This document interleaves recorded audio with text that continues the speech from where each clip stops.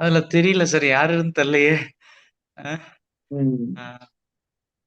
மத்த நேம்ல நான் பார்த்துட்டேன். இன்விடேஷன்ல பார்த்துட்டேன். ஆ மேடம் முருகன், பார்த்தாச்சு. ப்ரொஃபசர் அது பார்த்து இது வந்து நான் இந்த பார்ட்டிசிபென்ட் நேம்ல மதுரைன்னு போட்டுருக்கு. சாரோட பேர் சாரு தான் வச்சிருப்பாரோன்னு கேட்கிறேன்.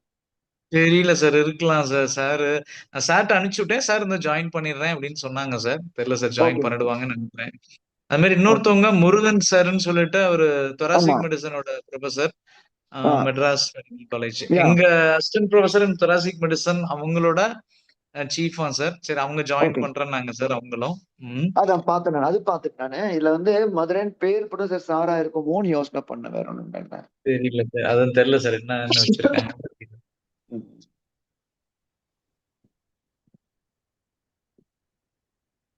இன்னைக்கு எல்லாருக்கும் ஒரு ஹாஃப் அன் ஹவருக்கு முன்னாடி கரெக்டா வந்துருச்சு சார். எல்லாருக்கும் லிங்க் எல்லாம் நான் வந்துருச்சு. நான் கூட ராஜேஷ்க்கு மெசேஜ் பண்ணிட்டேன் சார். ராஜேஷ்க்கும் பழனிப்பன் சாருக்கு மெசேஜ் பண்ணேன். லாஸ்ட் டைம் ரொம்ப நெக்காத மொமெண்ட்ல வந்திருக்கு. ப்ளீஸ் ஆஹா. Share the invitations link at earliest அனுப்பிச்சு சொன்னேன் நானு.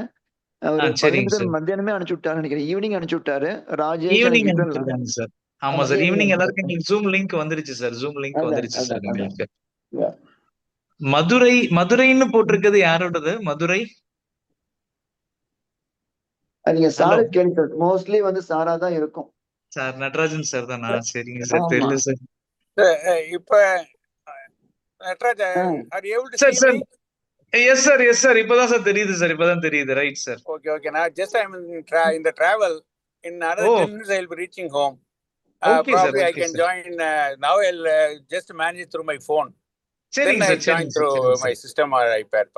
Right sir. Okay. Sure sir. Okay. Sure sir. Okay. Thank you sir. Okay. Thank you sir. Okay. Good Thanks. Evening sir Natarajan sir. Doctor Good evening, Saravanan. sir. Good evening, sir. Good evening, sir. நல்லா இருக்கீங்களா sir? நல்லா இருக்கேன் sir. நல்லா. நீங்க வீட்டுக்கு வந்து join பண்ணுங்க sir. நீங்க ஸ்டார்ட் நீங்க வந்துட்டு ஜாயின் பண்ணிக்கலாம் இல்லைங்க சார்? ஆமா, இன்னும் 10 minutes. Traffic like hardly 10 minutes I'll be reaching. நீங்க வந்துருங்க. வந்து நீங்க வந்து வேற டிவைஸ்ல ஜாயின் பண்ணுங்க. Let them start. வந்து Okay. உங்களுக்கு Okay. ஒரு தனியா பிரீஃப் பண்ண சொல்லிக்கலாம் சார். பிரச்சனை இல்ல. No No issues. problem, sir. Just I'll be in the line. One பிரச்சனை. Just in the phone ல ஓகே. இருக்கேன். Then I'll come and join.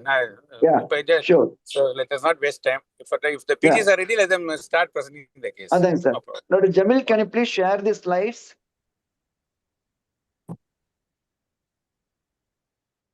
Doctor Jamil Sir, good please evening, sir. Share your good evening Jamil. Please share your slides Jamil. Yes, sir. Yes, sir. Yeah Sir, correct. visible, sir. Yeah visible make it first slide பண்ணுங்க. Yeah first slide okay. Scroll down பண்ணி பாருங்க. Is moving well. Okay. Yeah it's okay. It's okay.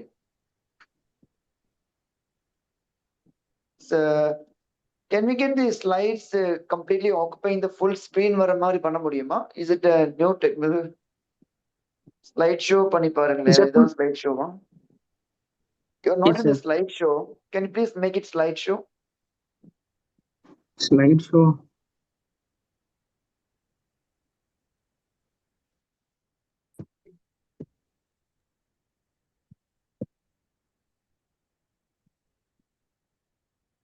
Sir, slideshow done, sir. கீழே ஐகான்ல வரும் பாருங்க. Slide show icon will be there. Slideshow only put, sir. Okay. அது இப்படிதான் தெரியுமா? Okay. Because looks very much at the top column, lower column எல்லாமே is occupying unnecessarily distracting. Sir, If one you are second. probably switching over to the slideshow, it will be much better appreciated. Yes, sir. 1 second, sir. I'll change it, sir. Yeah, please. No issues. Please. This is Repra slideshow. Marda.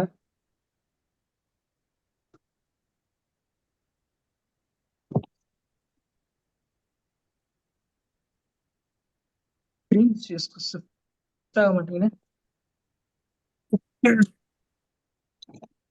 But this you will not get it, Jamil. The same page, we see the top column or lower column. There's one column icon is there. I think the top sir, column you see. already put, sir. Okay. Okay, leave it because the others may not be able to visualize clearly. That's a big problem. Yes, sir. It's not true slideshow. It should occupy completely the screen of any device which is not occupying. Yeah, okay. Sir, okay, sir. Correct. Yeah, correct. இன்னும் கொஞ்சம் பெருசு பண்ணுங்க. Slightly bigger. Yeah, இன்னும் கொஞ்சம். And the other faculties may not be able to see clearly. I'm also not able to see clearly. Yes, sir. And I think I'll request everybody to just switch off your video mode so that it is easy to have the flow of the connectivity going on in a smooth manner. Otherwise, video plus audio of the individual faculties as well as the student might disturb the flow of connectivity. Except for when you want to show or display some videos, it is fair enough. Otherwise, just switch off your video mode, only the audio can be switched on. Yeah. So Natarajan sir, can I start introducing and start the discussion, sir? Yes, sir. Thank you, sir. Thank you, sir. So, And I once again thank our API for giving us this opportunity. I thank Palnepan sir and Saravanan sir in particular for my postgraduates to get exposed to this PG masterclass. So this is the second week for our college, through our medical college. And I'm very happy to introduce Dr. Jamil, who is my final year postgraduate, who is going to present a case of fibrocavity, left upper lobe fibrocavity and RS system case. And I'm very happy that my chief and mentor and my guru, Dr. Natarajan sir, who is going to go forward with this case, and all the postgraduates who are watching will be really excited to see what Natarajan sir is teaching. He is a born teacher for all of us. And I once again welcome Dr. Murugan sir, who is a professor of thoracic medicine in Tambaram Hospital for Institute of Thoracic Medicine. And for his expert views on the presentation, the PG is going to be just going to project till now. So now, after having an introduction, now over to Jamil to start the presentation now. Good evening, sir. Thank you, sir. Sir, starting the presentation, sir. Mr. ABC, 37-year-old male, who's a painter by occupation from Tiruvarur, came to a Thai ward with complaints of breathlessness for the past 7 days, sir. History of presenting illness. The patient was apparently normal before 7 days, sir. After which he developed complaints of breathlessness. Duration 7 days, sir, which was insidious in onset, where MMRC grading 1 to 2, aggravated by physical activity, relieved by rest, no PND, no orthopnea, sir. Associated with cough for past 7 days, which is insidious in onset, more during night, aggravated by more on lying flat, relieved by lying on left side, associated with chest pain during cough, no history of cough syncope. And patient has sputum, duration for 7 days, quantity around 5 to 10 ml per day, color green, not foul smelling, mucoid in nature, with blood stained, aggravated during night time, and lying flat. Hemoptysis, which is mild. Jamil, good evening. So I think we can, instead of rushing through, we can analyze symptom by symptom. So the first symptom you are told is patient has got breathlessness. So can you go back to that slide? Yes, sir. Because then we'll tend to forget if we rush through. Okay. Now this breathlessness is 7 days duration, and it is insidious in the onset. Okay, that's fine. And you have to mention PND. So we'll start with that. Is PND a sine qua non for cardiac ailment, or can it happen in respiratory system also? Sir, PND mostly cardiac only, sir. It can happen in respiratory also, sir. Mostly it's cardiac, sir. So what respiratory disease can present like PND? And how will you differentiate? To be called as this is called as cardiac asthma. That's called as bronchial asthma, because I told you the answer. A nocturnal exacerbation of bronchial asthma can mimic PND. Yes, sir. Okay, how will you differentiate if they come and knock your door by around 2 a.m. with breathlessness? And there a small interruption. Yeah. There seems to be some amount of echo. Okay. I don't know whether it is only for me or for everybody. I think because I'll just I'll try. There is no echo for anybody else, sir. There's no echo. Probably the sir who is studying about echo might be having 2 devices connected, sir. Oh, it's not mine. It's only one device is connected from my side. For me, it is very clear, sir. For me, it is very clear. There is no echo, sir. And there is no echo also. There is no echo. I think Jamil also joined through only one device. Suppose if there is 2 devices in the same room, and connected to the same link, sometimes you can get the echo, sir. Okay, we'll wait. We'll proceed and then we will wait whether Yes, it sir. settles down. Observe, Settles down. observe. Okay, fine. Okay, Jamil. Yes, sir. So what are there are umpty number of differences between cardiac asthma and bronchial asthma. Yes, sir. And what are the two essential differences which are very practical to differentiate these two? Sir, associated cardiac, there will be, if it is cardiac means associated cardiac symptoms, JVP, elevated JVP, pedal edema. No, we are still in the symptoms, Jamil. We are not Yes, touching sir. the patient. Yes, sir.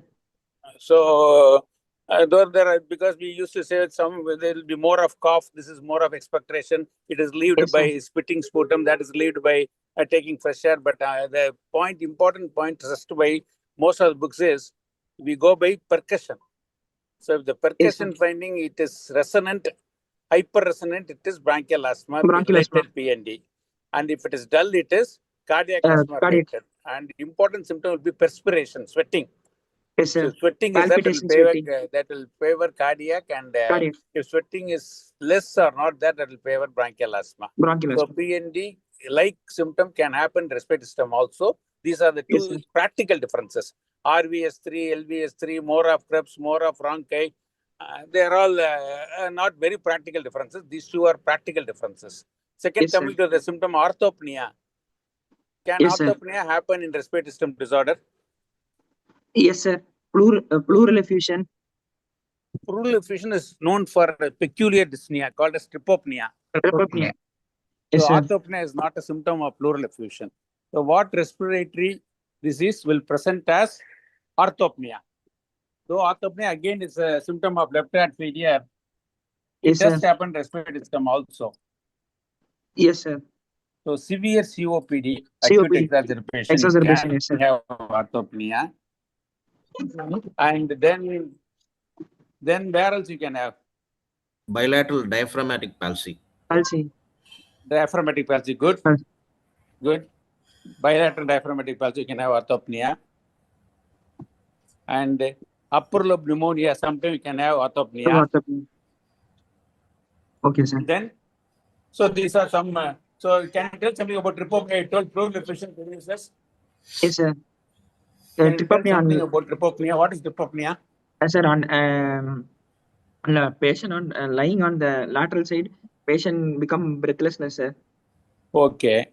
Which Most side? So the patient has got right pleural effusion. on side of that, if right side na on side of the lesion, if you lie means patient become breathlessness, sir. Yes, good. Why? What is the mechanism? So that in pleural effusion it will compressing the more amount of fluid will compress the airways, sir, and leading to breathlessness, sir. Oh, already see. So the mechanism is, I'll put it very, very simple. So we used to teach when the patient lies with the diseased lung down, DDD, they will develop dyspnea, because that's the other lung is the only normal lung. Yes, sir. And that requires good perfusion. But if this patient lies in the decupitous position, the Yes, other sir. lung perfusion is affected. Yes, sir. So there's a ventilation perfusion mismatch. Mismatch. So that is responsible for the dyspnea. So trypopnea is because of pleural. So these are the different dyspnea that can happen in respiratory system disorder. Yes, sir. Okay. Okay. So now this patient has got what type of dyspnea? Is it exertional dyspnea or resting dyspnea? Sir, exertional dyspnea, sir. Okay. So what do you think it is a cause for his dyspnea? Sir, it is a respiratory only, sir, not cardiac. So what respiratory system disorder can present as exertional dyspnea?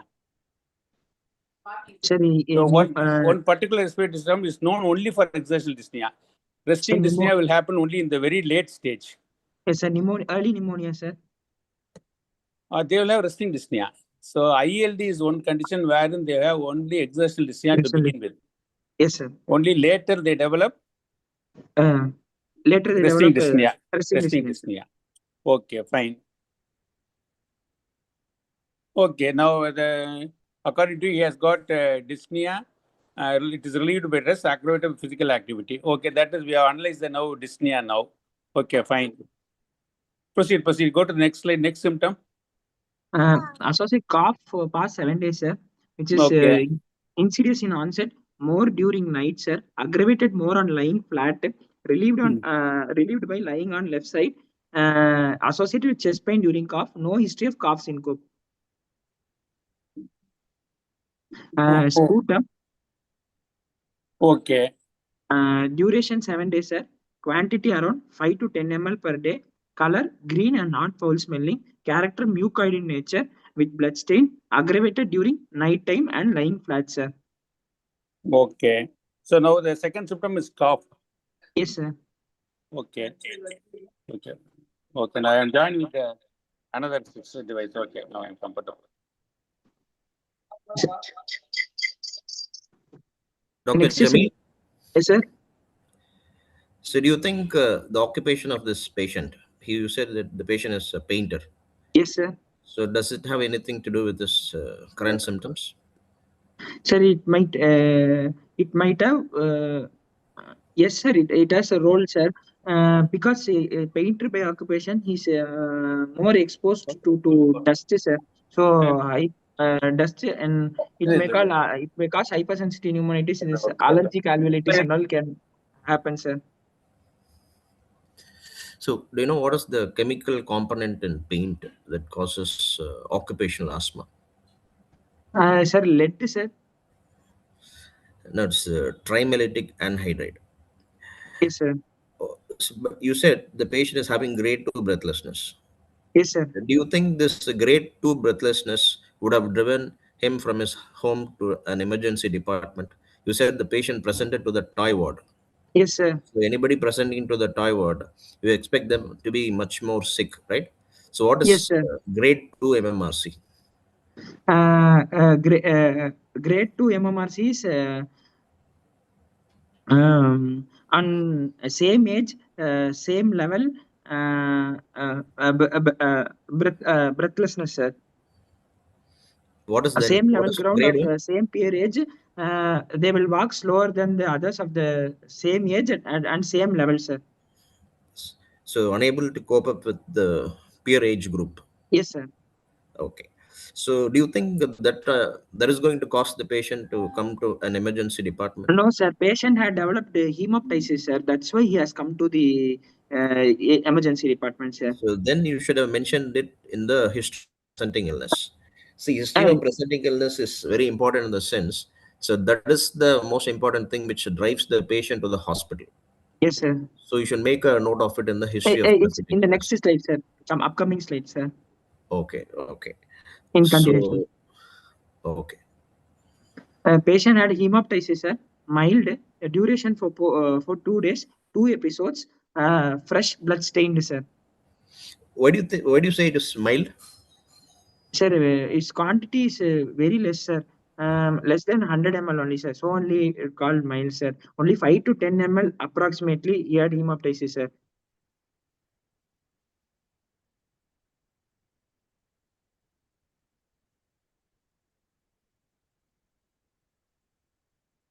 Hello, sir.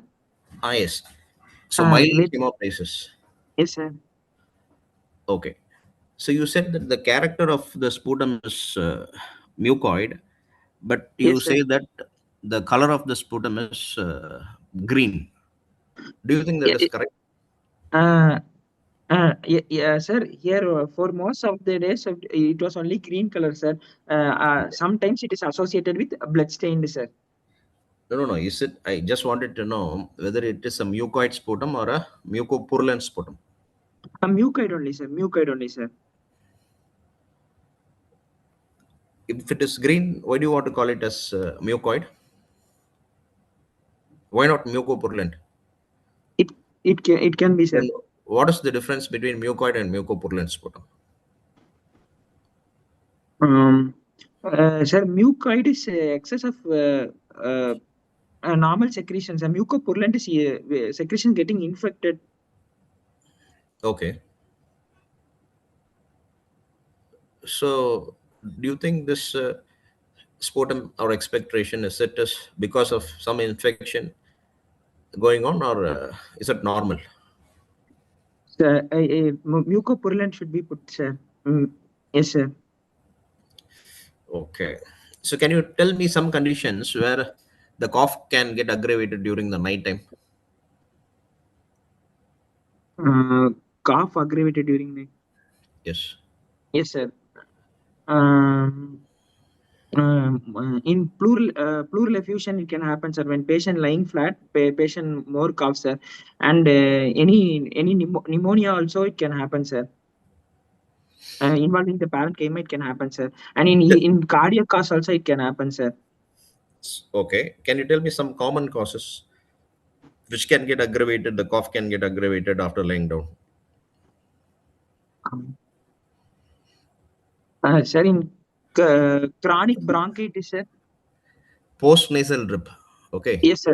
Yes, Patients sir. with Yes, sir. post-nasal drip, patients, the cough can get aggravated. Yes, sir. Gastroesophageal reflux disease, when they Yes, lie sir. It down, cough. the cough can get aggravated. You're Okay. aggravated, sir. Yes, sir. So you are saying that the patient is having a postural variation, right? Yes, sir. Okay. Can you tell me some conditions in respiratory system where there is a postural variation of cough? On in sir, in tuberculosis cavity and pneumonia, pleural effusion, these and all can have postal variation with postal variation, sir. See, pleural effusion, okay, but usually in pleural effusion, the patient will be presenting to you with a dry cough. Yes, But sir. in your case, you're saying that the patient is having a productive cough. Yes, sir. So now we have to, leave pleural effusion out of the equation. You need to think of other causes. So Yes, sir. productive cough and postural variation. What are the Sir, other things which you yeah, can think? bronchiectasis can happen, sir. Very good. Bronchiectasis. Then, Chronic bronchitis, bronchiectasis. okay, bro. See anything Uh, else? in any anatomical anatomical variation, getting infected also can in lung can have this change, sir. During postal change, there can be have cough. See, other important thing is bronchopleural fistula. Yes, sir. Okay, so you're talking about a suppurative lung disease. The patient is Yes, sir. having a mucopurulent sputum and postural variation. Yes, So two or three important things which should come to your mind is lung abscess. lung Okay, because the bronchiectasis. patient is coming to you with a short presentation.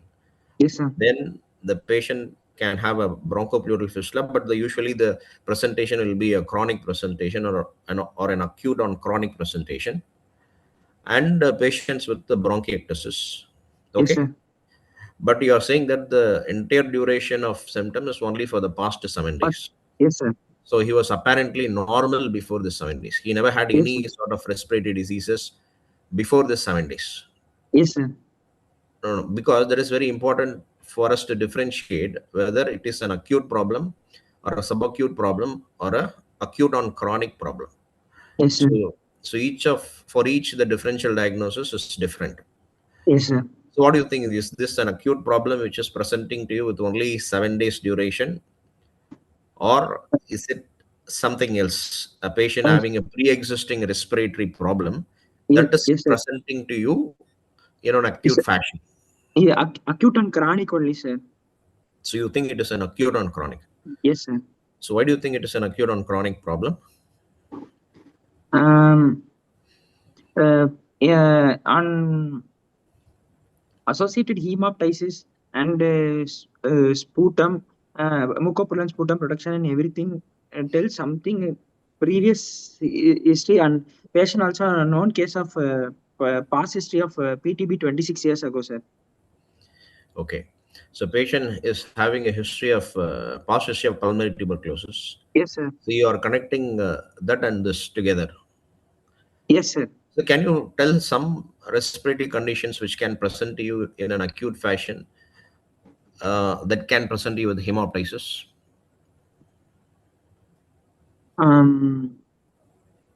Sir, in respiratory, Yes.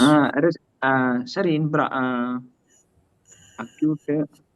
So imagine the Stage. patient is not having a past history of tuberculosis. Okay, Yes, the sir. patient is presenting to you acutely, Yes, sir. and he is complaining of hemoptysis. So what are the various things that comes to your mind? Sir, pulmonary thromboembolism, sir. See, when you say, you should say things that are very common first. Okay, Yes, sir. so Any can you think of malignancy? some common causes? Sir, any bronchogenic malignancy, sir. Okay, malignancy, very good. Next, Sir, pulmonary tuberculosis, sir. very good. Next, Bronchiectasis, sir. okay, good. Um, See, even patients with acute bronchitis, okay, they can sometimes present to you with hemoptysis. yes, sir. Okay, so in fact, Yes, that sir. is the most common thing which we observe in clinical practice. Yes, Okay, sir. so when you present, so you should now that we know that you are presenting a case with fibro cavity, but during the exam you may not know the diagnosis. Yes, sir. Okay, so you should be able to think on various counts. So you Yes, should sir. be able to think of all these things within some fraction of seconds or minutes. So all these things should come to your mind. Yes, sir. Okay, continue. Okay, Jamil, what do you mean by massive hemoptysis? Sir, When do you call massive hemoptysis is greater than 500 ml per day or 150 ml per hour or 100 ml per day for 3 consecutive days, sir. Can you tell us some few causes for massive hemoptysis? In massive hemoptysis, in TB cavity with rupture of bronchial artery, sir. Any bronchogenic carcinoma. Good. Bronchogenic carcinoma. Good. And Bronchogenic carcinoma, tuberculosis, rupture of it's actually pulmonary artery. It is called Rasmussen aneurysm arises from pulmonary Rasmussen. artery. Yes, sir. Okay. Then can happen bronchiectasis. Bronchiectasis, sir. Then AV malformation. AV malformation. So these 4 are causes for massive hemoptysis. Massive hemoptysis. And in pneumonia, you have forgotten to tell in acute cause for hemoptysis. What do you call that sputum as rusty sputum? Yes, sir. So that will also have hemoptysis. Pneumococcal. And can pneumonia present as massive hemoptysis?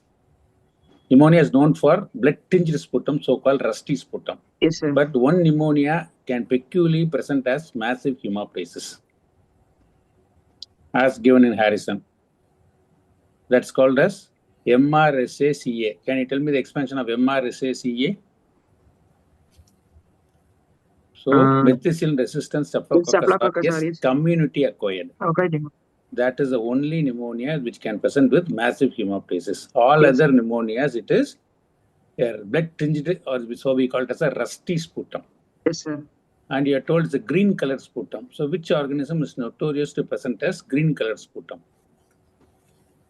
What do you suspect? Sir, the Staphylococcus, sir. Pseudomonas. Pseudomonas. Pseudomonas. Okay, fine. So now probably we are dealing with the old tuberculosis patient. Now he has come for some new symptom. Now the new symptom is because of reactivation of tuberculosis or some superior infection, or there are other causes that we'll discuss in the subsequent slides. Okay, yes, proceed. Patient had chest pain, sir. Duration for the past 2 days, sir, which was sudden in onset and left-sided. Nature pricking type of pain, not severe, non-radiating, no postural variation, aggravated by cough, not associated with food intake, not associated with nausea, vomiting, not associated with sweating and palpitation. What do you think is the cause for this chest pain, Pa? Sir, something related to lung parenchyma, sir. Do you think lung parenchyma can produce pain? They don't have any sensory nerve endings. They are insensitive to pain. Pleura. So which pleura pain arises usually? Sir, parietal pleura. Parietal pleura. So any pathology only that invades the parietal pleura will have pain. So it should be bronchogenic carcinoma extending into the pleura or pleurisy or pleural effusion, because parietal pleura is innervated by the intercostal nerve. Yes, sir. So otherwise chest pain is not a feature of lung pathology unless the parietal pleura is involved. Okay, or some rib fracture due to cough or rib erosion by bronchogenic carcinoma. Yes, sir. So you have to either extension to the pleura or to the rib or to the in the intercostal area. That is the cause. So our lung is not sensitive to pain. Okay, fine. You move. Dr. Jamil, do you think this is a pleuritic chest pain or a non-pleuritic chest pain? At this, sir, it is not associated pleuritic only, sir. Why do you think it is a pleuritic chest pain? Sir, What are here, the features of a pleuritic chest pain? And why do you sir, get a pleuritic chest pain? sir, yes, sir. Features is when patient when inspires and expires, the patient will have the continuous pain, sir, and the pain will be localized to that area, sir. Which area? Sir, where the which part of the lung is diseased, there will be patient will localize it correctly, sir. Okay. So in which part the pleuritic pain is commonly localized? In which part of the chest wall? Sir, infraaxillary region, sir. Infraaxillary. Very good. Next. Um,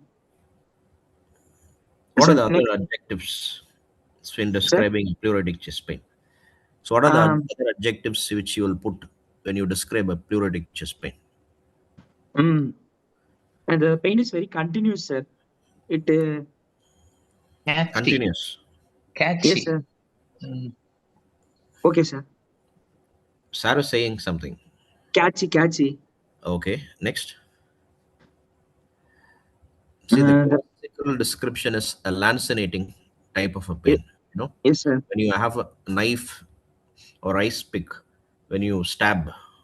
Yes, sir. So that is the classical description of a lancinating pain. Okay, usually located in the infraaxillary Axillary. axillary area. Usually, the pain gets aggravated when the patient expands the chest wall. Yes, Okay, sir. so why expansion of the chest wall produces pleuritic chest pain?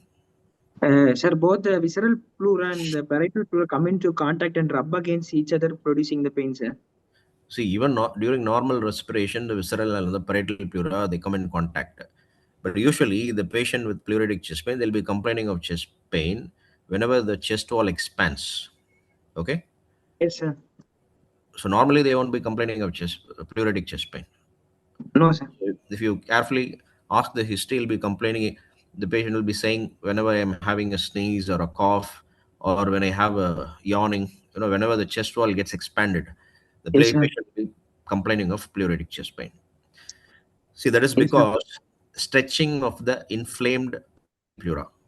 Yes, sir. So that is the answer which is expected. Okay. Yes, sir. So stretching of the inflamed Inflamed parietal. pleura. So now, considering all these factors, do you think whether this is this a pleuritic chest pain or a non-pleuritic chest pain? Uh, Because you have to give a diagnosis. If you say that if yes, it sir. is a pleuritic chest pain, then you have to say something in your diagnosis. What is the Yes, sir. reason It for pleuritic chest pain? Okay. pleuritic. Pleuritic only, sir. So you think that this is a pleuritic chest pain. Okay. Proceed. Yes, sir. Okay, Jamil, when will the pleuritic chest pain disappear? Um, Spontaneously, can it disappear? Yes. yes, sir. When Uh, naturally, when they develop effusion. effusion, sir. When Over they, amount of fluid separates. Separates the both pleura, sir. so okay, what is the exception to this rule? So normally, once they develop effusion, the pleuritic pain usually disappears Yes, spontaneously. sir. Yes, sir. But there's an exception to this rule. Malignant pleural effusion, sir. Sometimes It is not. It is mesothelioma related pleural mesothelioma, sir. effusion. Yes, sir. So pleurisy, they'll have pleural pain, pleuritic pain, and pleural rub. Both of the things will disappear with the development of effusion. But Yes, sir. persistence of pleuritic pain and persistence of pleural rub, despite pleural effusion, says it is mesothelioma. Mesothelioma, sir. Malignancy of the pleural cavity, not Cavity. bronchogenic carcinoma. Yes, sir. Okay, proceed. The patient no history of halitosis, no history of evening rise in temperature, no history of loss of weight, no history of loss of appetite, no history of pedal edema, no history of abdominal distension, no history of right hypochondrial pain, no history of puffiness of face, no history of palpation, no history of syncope, no history of oliguria, no history of hoarseness of voice, no history of dysphagia, no history of multiple joint pain, no history of hematuria. Can you tell 1 point for each of your symptoms? Why did you ask for halitosis? Why did you ask for evening raise of temperature like that? Yes, sir. Yes, sir. In halitosis, any necrotizing pneumonia, bad smell occurs, sir. So, 1 point, sir. General suppurative lung disease. Okay. Suppurative lung disease. Right. Okay. Yes, sir. Evening raise of temperature. For both malignancy, B symptoms for both malignancy and pulmonary tuberculosis, sir. Evening rise of temperature, loss of weight, and loss of appetite, sir. Fine. Pedal edema, abdominal distension, right hypochondrial pain, and puffiness of face, everything. Right heart failure. For right heart failure, sir. Puffiness of face is specific for one condition in respiratory system, because puffiness of face is not a usual symptom of right heart failure unless the patient is bedridden. Sir, in severe bronchoria, there will be more protein lost in the sputum, sir. So hypoalbuminemia and leading to puffiness of face, sir. The main thing we expect is SVC obstruction. Okay. Yes, sir. SVC obstruction. SVC obstruction. Yes, sir. Puffiness of face, papilledema. Yes, So you suspect that when the patient is puffy, you think of that, or severe TR, severe tricuspid regurgitation, that can produce puffiness of face. Okay. When will you have palpitation? Sir, associated cardiac, sir. So particularly COPD people or bronchial asthma people, they develop multifocal atrial tachycardia. Tachycardia. Yes, MAT. So they can have palpitation because of that. Syncope. Yes, sir. Syncope, sir, obstructive valvular lesion, sir. No, we are in respiratory system. Syncope, so think of cough syncope. Cough syncope. Cough syncope. Yes, sir. Okay. Oliguria is again part and parcel of low cardiac output. Hoarseness of voice. Sir, hoarseness of voice, two places, sir. One is bronchogenic carcinoma, sir. Another is TB laryngitis, sir. Good. One more is in SVC obstruction. Good. Okay, SVC obstruction you can have. The congestion will cause hoarseness of voice, sir. Larynx. Venous. Good. Fine. Why do you ask about joint pain? Sir, most of the in multiple joint pain in respiratory system, ILD and all will be connected with connective tissue disorders. Connective tissue. Can tuberculosis patient develop joint pain? Yes, sir. So Ponsett, excellent. So polyarthritis is part and parcel of Ponsett disease. Monoarthritis is tuberculous arthritis. Okay. Then you can think of sarcoidosis. Yes, again, it will involve the system and joint. Then lymphoma, SLE. Yes, sir. So the multiple cause for joint pain. HIV is known for it. So HIV will pick up the respiratory system as well as the joint. So joint pain is an important history. As you rightly pointed out, starting with connective tissue diseases, sarcoidosis, tuberculosis, all these things, there's a link between joint pain and respiratory system. Hematuria. Sir, hematuria, associated vasculitis is there, means hematuria also important history, sir. This is good posture syndrome. Good posture syndrome, yes, sir. So you have to tell that anti-basement membrane antibody. Antibody, yes, sir. So here producing hemoptysis, there producing hematuria. So each and every symptom, you should have something in your mind. Okay, proceed. History of past history, sir. History of pulmonary tuberculosis 26 years back had completed full course of ATT, sir, but no records was not available, sir. No history of hypertension. Yes, sir. 26 years back, do you think RNTCP was in vogue at that point of time? No, sir. So when was RNTCP established? 2010. No, I'm asking you when it came into existence. So initially it was started as a pilot project, then it was introduced throughout the country in some year. Do you remember? Sir, don't know properly, sir, around 2010. See, in 1993, it was started as a pilot project. By 1997, it was introduced throughout the country. Yes, sir. Why do you think I'm asking this question when you are asking this history? Do you think it is important to know whether it is RNTCP or NTEP? Does it really matter? Yes, sir. Why? Sir, now the regimen taken differs, sir. Okay. Drug resistance, because Do you know what are all the regimens were there when RNTCP was in vogue, and so what are the current regimens available for drug-sensitive tuberculosis? yes, sir. Now current 2 ZD 4 HRE. No. See, previously there was one category 1, category 2, and category 3. Okay. Yes, sir. So previously all the drugs were given thrice weekly. Yes, So it sir. was called as directly observed treatment short course. Yes, sir. Now drugs are given daily with 4 FDC, 4 fixed dose combination. Yes, sir. Okay, you need to know whether the patient was taking a rifampicin containing regimen or whether he had any injectables. That will give an idea whether the patient was taking category 1 or category 2. Yes, sir. Okay, so all these things should be asked when you ask about history of tuberculosis. Yes, sir. Okay. Not a known case of systemic hypertension, diabetes mellitus, bronchial asthma, and epilepsy, sir. No history of previous surgeries, no history of allergies, no history of previous admissions, sir. Jamil, do Recent you think that this case is anyway related to tuberculosis? So that means the other way of asking, what are the causes for symptoms in a patient who already completed ATT? Sir, symptoms patient already, sir, first thing to take in mind is PTB reactivation, sir. Good, excellent, excellent. So second one is post PTB sequel with acute infective exacerbation, sir. PTB sequelae, good. With acute infective exacerbation might be bronchiectasis. Good, okay. So we'll go to the first thing, reactivation. So what are the causes for reactivation of tuberculosis? Sir, reactivation of tuberculosis patient is the tubercular bacilli will be latent, sir. When immunity is depressed, yes, I'm asking the causes. So what yes, are these you will investigate for reactivation? Sir. Yes, sir. Diabetes mellitus. Good. Number 1, diabetes. Yes, sir. HIV. Number 2, good. Diabetes mellitus, HIV, CKD, chronic kidney disease. Excellent, CKD, good. All CKD.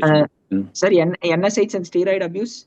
It's only steroid, not NSAID. Okay, steroid abuse, good. Steroid abuse, sir. Then in any chronic diseases, sir, like DCLD. Very specific. So DCLD. DCLD doesn't reactivate. Okay, is there any occupational disease that will reactivate? So silicosis. Which pneumoconiosis? Silicosis. There's an entity called silicotuberculosis. Good. Now, rheumatological condition. Rheumatology. Why the rheumatologists are they do screening for LTB, latent tuberculosis, because we will start TNF alpha. Good. So that drugs can reactivate TNF alpha and all your monoclonal antibodies. Yes, sir. So you should have a checklist for reactivation. Starting as you rightly told, diabetes, HIV, CKD, steroid abuse, silicosis, or rheumatic drugs, anti-rheumatic drugs. Okay, sometimes malignancy. All these things can reactivate. Okay. And second, you told it can be a bronchiectasis. What do you call that bronchiectasis in tuberculosis? Tractional bronchiectasis. Yes, it is because of traction. It's called dry bronchiectasis or bronchiectasis sicca. What do you mean by this bronchiectasis sicca? Sir, it is dry, sir, and no secretions. Because it mostly affects the upper lobe. So gravity will aid the drainage. So there will be no retention, no much of secretion. But the only presenting symptom will be early morning hemoptysis. That will be the only presenting symptom. What are other causes for dry bronchiectasis other than tuberculosis? Dry bronchiectasis. So it can happen in allergic bronchopulmonary aspergillosis. Yes, sir. It can happen in sarcoidosis. So anything that affects the upper lobe. So yes, these are the common causes, but the commonest is tuberculosis. Okay. Can malignancy develop in tuberculosis patient? Yes, sir. Scar carcinoma can occur, Scar sir. carcinoma. So if you want to link with tuberculosis, think of reactivation, think of PT sequelae, or now there's one entry called this not yet come in book COPD-I. COPD-I is related to infection, previous infection. Yes, sir. Or you can think in terms of scar carcinoma, which is quite rare, that is adenocarcinoma. Okay, these are things related to tuberculosis in this patient. So there are things unrelated to tuberculosis that we will examine. And then can you think of aspergillosis? Yes, sir. That's a very important possibility Yes, because sir. the tuberculous cavity will be inhabited by Aspergilloma. aspergillosis. So the aspergilloma, because patient has got hemoptysis. That is one of the cause for hemoptysis in tuberculosis. And particularly when the sputum is black in color, we call it as Yes, sir. melanoptysis. Melanoptysis. Melanoptysis. So these are the possibilities with regard to this case. Okay, fine. Next. Sir, family history. Patient has no history of contact with TB and no history of allergies running in family, sir. Occupational history, painter by occupation, sir.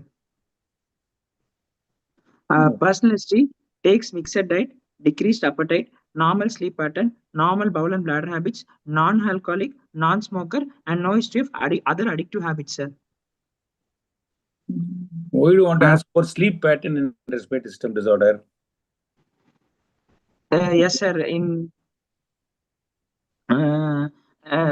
acute asthma, nocturnal exacerbations of asthma, night sleep will get disturbed, sir. Okay, fine. But now the important cause is obstructive sleep apnea Sleep syndrome. apnea. Yes, sir. Sleep OSA. apnea. So we are seeing very many cases of OSA, obstructive sleep apnea. So whether the triad of that snoring, choking, and daytime somnolence. If anyone Yes, has sir. got snoring and choking in the night and daytime somnolence, Somnolence. it is almost always OSA.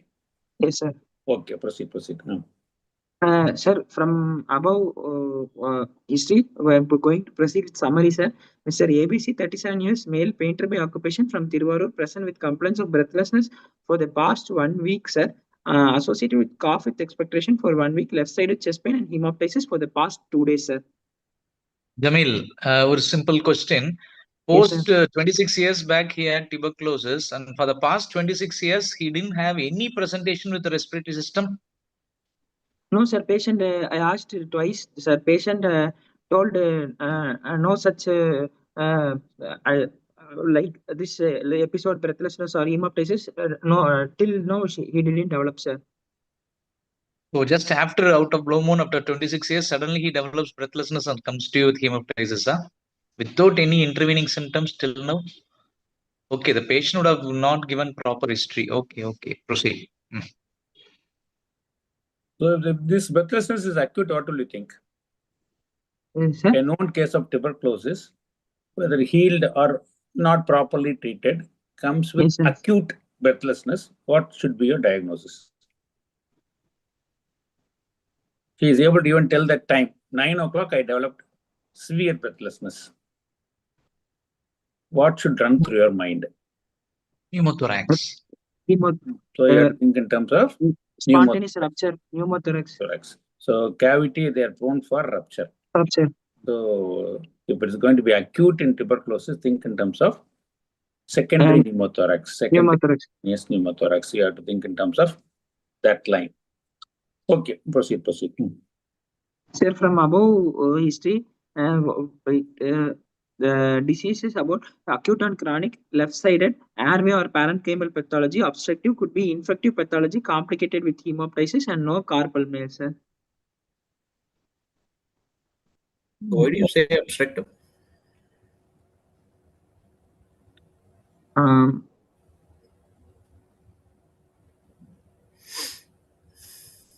Patient. And you said the patient is having pleuritic chest pain, right? Yes, sir. So if that is the case, why can't be the patient having a pleural effusion or anything to do with pleuritic chest pain? Okay, sir. Pleural involvement is also a possibility when the patient is having pleuritic chest pain, right? So you mentioned it in the history, but you are not bringing that into the diagnosis. Yes, sir. And, did you give any history suggestive of obstructive airway disease in this patient? Breathlessness, sir. Breathlessness, okay. Sputum with expectoration. Okay. Sir, hemoptysis also can occur, sir. Anything more specific pointing towards obstructive airway disease? One history which the patient Cough. could have had when you think of obstructive airway disease. See, wheeze. Wheeze. Did the patient give a history of any wheeze? No, sir. No. Okay. Okay. No, sir. Patient didn't give any history, sir. So acute on chronic left-sided airway or parenchymal pathology. Probably can also add whether the patient is having a suppurative or a non-suppurative lung disease. Yes, sir. Because you said the patient is having purulent expectoration, right? Yes, sir. Yes, sir. Okay. So that can be added. Yes, sir. Okay. So with this history, what do you think? What are all the possibilities in this case? Most sir, PTB sequel can happen, sir. PTB sequel, bronchiectasis. Okay. The tuberculosis cavity can occur, sir. Okay.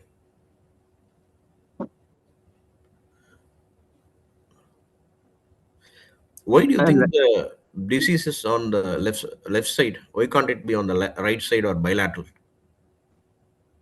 Sir, patient symptoms of chest pain on the left side peculiarly uh, localizes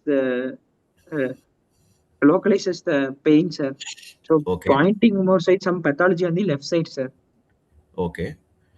Then Most probably left side. you said that patient had some aggravating and relieving factors, right?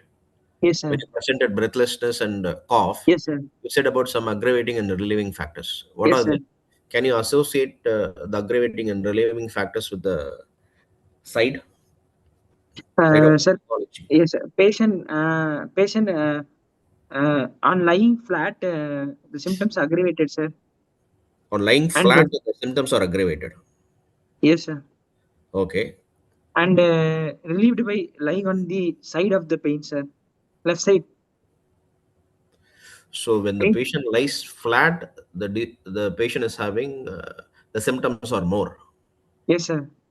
But when he lies on the left side, that is on the diseased side, the patient feels better. Yes, sir. Okay.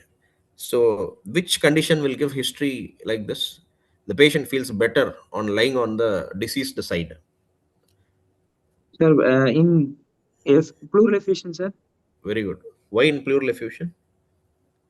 Why the patient feels better on lying on the diseased side in pleural effusion? Um, the effusion gets collected on the dependent part, sir, and other lung gets ventilated more.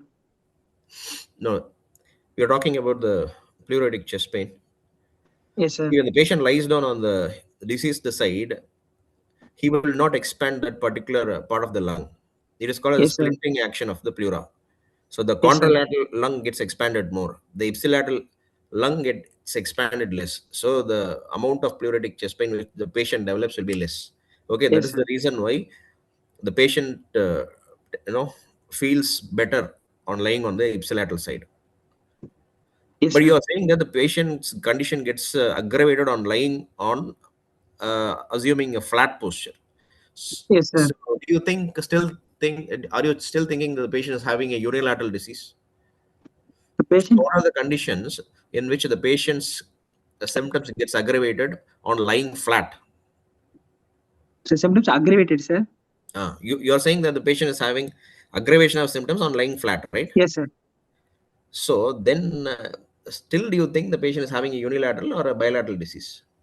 It can be bilateral also, sir. So it can be bilateral also. Okay. Yes, sir. Okay. Okay. Proceed. Patient conscious or oriented, moderately built and moderately nourished, afebrile, no pallor, no icterus, grade 2 clubbing present, no cyanosis, no pedal edema, no significant lymphadenopathy, no neck swelling, no external markers of TB, no external markers of HIV, no external markers of malignancy, no eye changes, bar no skin changes, sir. What are the external markers of tuberculosis you saw in this patient? Scrofluderma, cold abscess, Okay. lupus perineo, erythema nodosum. Lupus pernio. Yes, sir. Erythema Okay. nodosum, Okay. tinea vesicular. Okay. Okay. What is tripe palm? So tripalm is in GI malignancy. It will occur, sir, in palm. It's very good. Hyper. Okay. Okay. Proceed. So grade 2 clubbing. Yes, sir. Can you tell me what is the definition of clubbing? Sir, subungual deposition of subungual proliferation of tissue, sir, Okay. with bulbous enlargement. Okay. So what is grade 2 clubbing? Sir, the angle is lost, sir. Okay. You can. Loviband angle is lost, Do you know sir. what is grade 5 clubbing?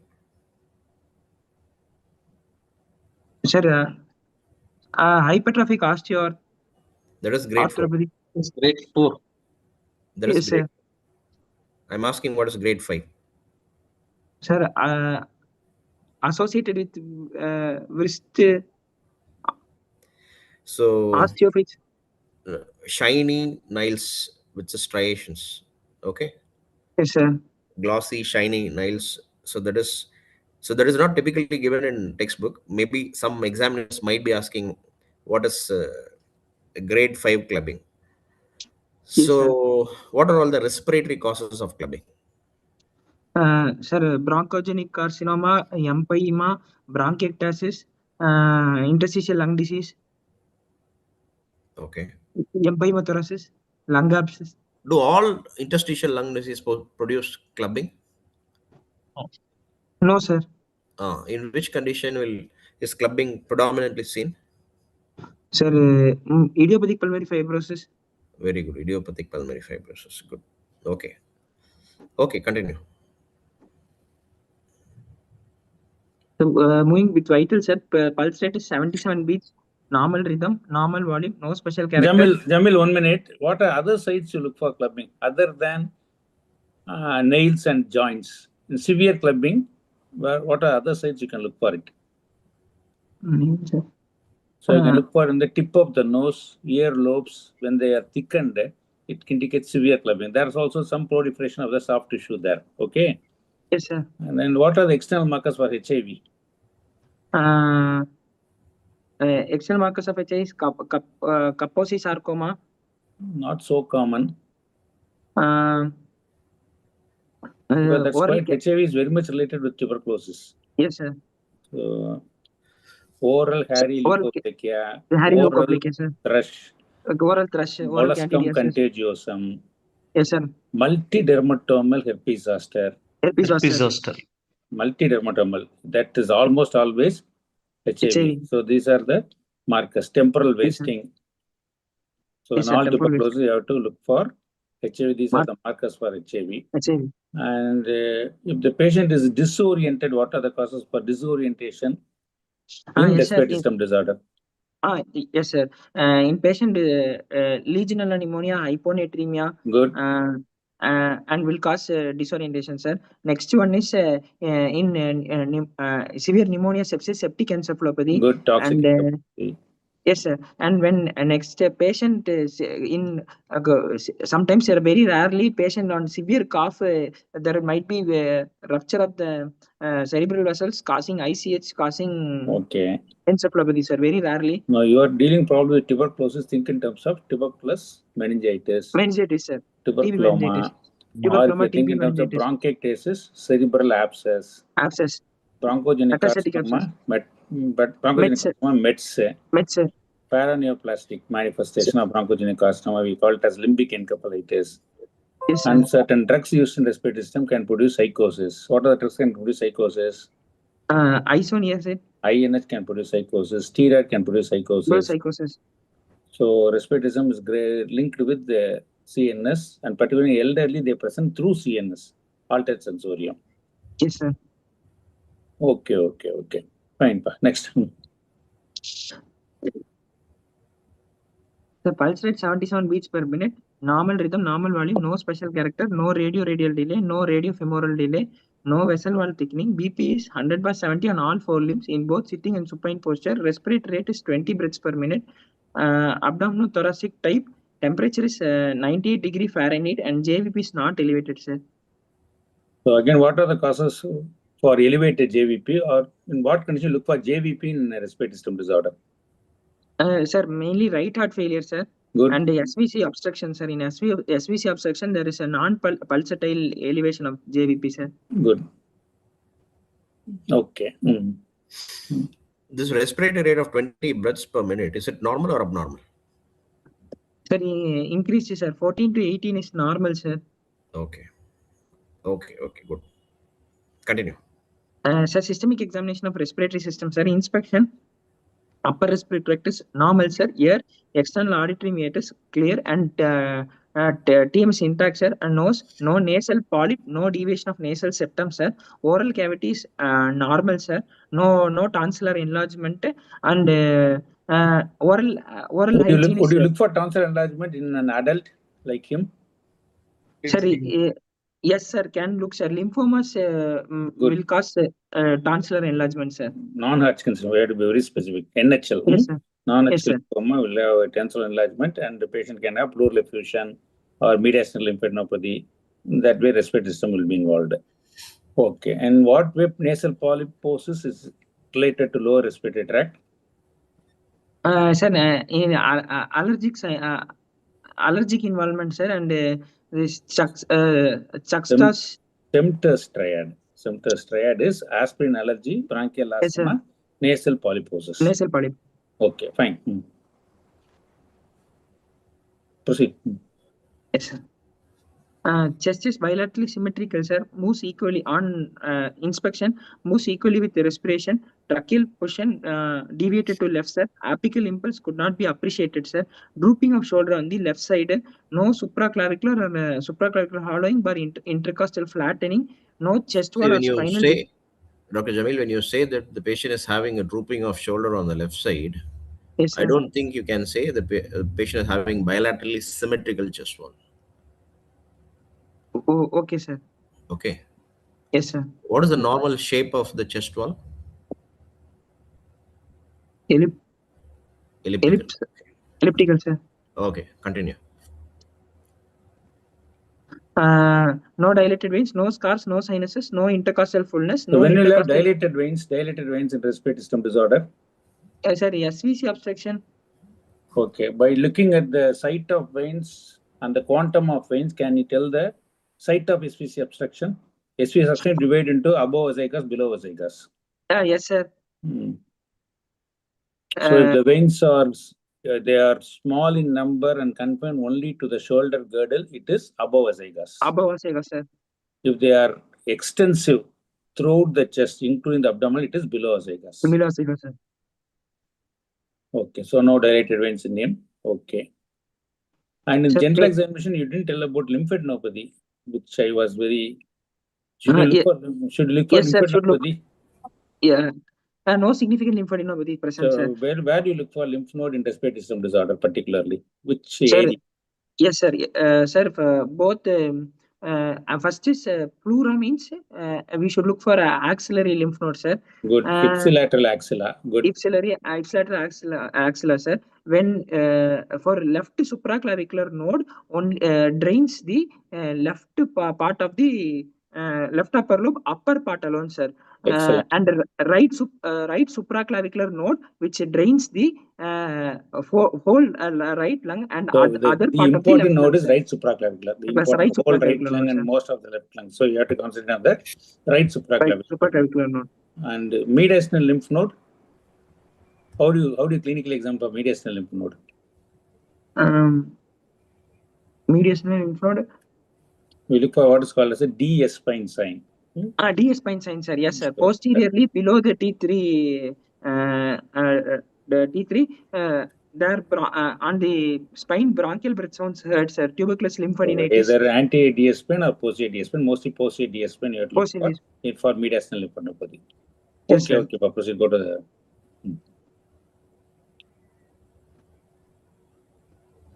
So patient image, sir. So as sir rightly pointed out, chest is not symmetrical at all. So yes, sir. What are the features you are seeing in the chest inspection? Sir, trachea is deviated towards the left side, sir, and there is a drooping of the shoulder on the left side, sir. The scapular prominence more prominent, sir. How about the clavicle? On the level of the standing out. Clavicle is standing out in the left side. That means there is definitely voluminous. Supraclavicular, infraclavicular hollowing or wasting is there. Then yes, sir. The clavicle will stand out prominently. Okay, sir. So proceeding with palpation. Even the acromion process is very prominent. Yes, sir. The left acromion is prominent. Clavicle is prominent. And has he got winging of the scapula? Sir, while examining, there was no winging of scapula, sir. Okay, how will you look for winging of scapula? Sir, ask the patient to turn towards the wall and push the wall, sir. With the extended elbow, that is more important. Extended elbow, sir. So why there is winging of scapula in respiratory system disorder? Sir, in fibrosis, the entrapment of the lung tissue with the entrapment of the long thoracic nerve of bell, producing weakness or paralysis of the serratus muscles. anterior. Yes, sir. Okay, there is no winging of the scapula. No winging of scapula. Okay, sir. proceed. Sir, palpation. The trachea is deviated to the left side, and apical impulse is on the left fifth intercostal space, just lateral to mid-clavicular line, sir. Anteroposterior diameter is 27 centimeter, transverse diameter is 17 centimeter, ratio is around 1.5. Chest movement by palpation decreased on left side. Chest expansion measurement bilateral on inspiration is 79 centimeter, on expiration is 77 centimeter. Hemithorax right side 40 centimeter, and left side is 39 centimeters, sir. The apical impulse. Can you say what is the definition of apical impulse? Sir? The definition of apical impulse. Apical impulse is defined as the outermost part of the lowermost and the outermost part of the left ventricle. Point of definite cardiac impulse, which exerts a perpendicular thrust to the palpating finger. Okay, do you think the apical impulse is normal in this case? What about the upper and lower mediastinum? Is it normal or abnormal? Here it's normal only, sir. Fifth intercostal space is lateral to mid-clavicular line, sir. Lateral is normal. Is lateral normal, Jamil? No, sir. Sorry, sir. Not normal, sir. So what is the normal position of apical impulse? Sir, medial to mid-clavicular line, sir. So there is both upper and lower mediastinal shift, right? Yes, sir. What do you mean by dissociated mediastinal shift, Jamil? There is a term called dissociated mediastinal shift. Do you know about it? Dissociated mediastinal shift. Yeah. The upper and lower mediastinal shift towards the opposite side. That is upper. If the upper shift, that is tracheal shift, is towards the right, the apex will shift towards the left. This is dissociated. It occurs in certain conditions. That is called as dissociated mediastinal shift. Okay, yes, proceed. Okay. Proceed. Sir, vocal fremitus. Sir, it is increased on the left side, left infraclavicular, axillary, suprascapular, scapular, and interscapular area, sir. Other areas equally felt, sir. On percussion. What is the name given to the infraclavicular area? Is there any specific name? The supraclavicular we call it as chronic systemus. Chronic systemus, sir. Yeah, infraclavicular. It's Moran Hemes fossa. Yes, Moran, M-O-R-E-N, Moran, H-E-I-M. Moran Hemes fossa is infraclavicular. So this patient there is wasting infraclavicular area also. Not only supraclavicular, so both the chronic systemus as well as infraclavicular Moran Hemes fossa is also wasted. Okay, proceed. On percussion, it is impaired on supraclavicular, infraclavicular, axillary, suprascapular, scapular, and interscapular, sir. So now you are going to make a diagnosis of cavity. So what are the different percussion findings can have over a cavity?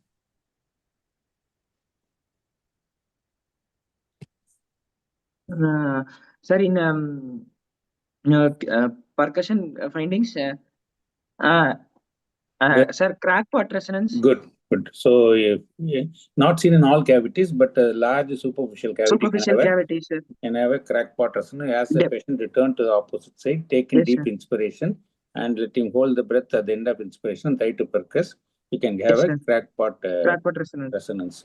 Now, some of the examiners say they find fault with you if you percuss this patient. Why? You can sometimes conveniently say, "Sir, I am not percussing this patient for a certain reason."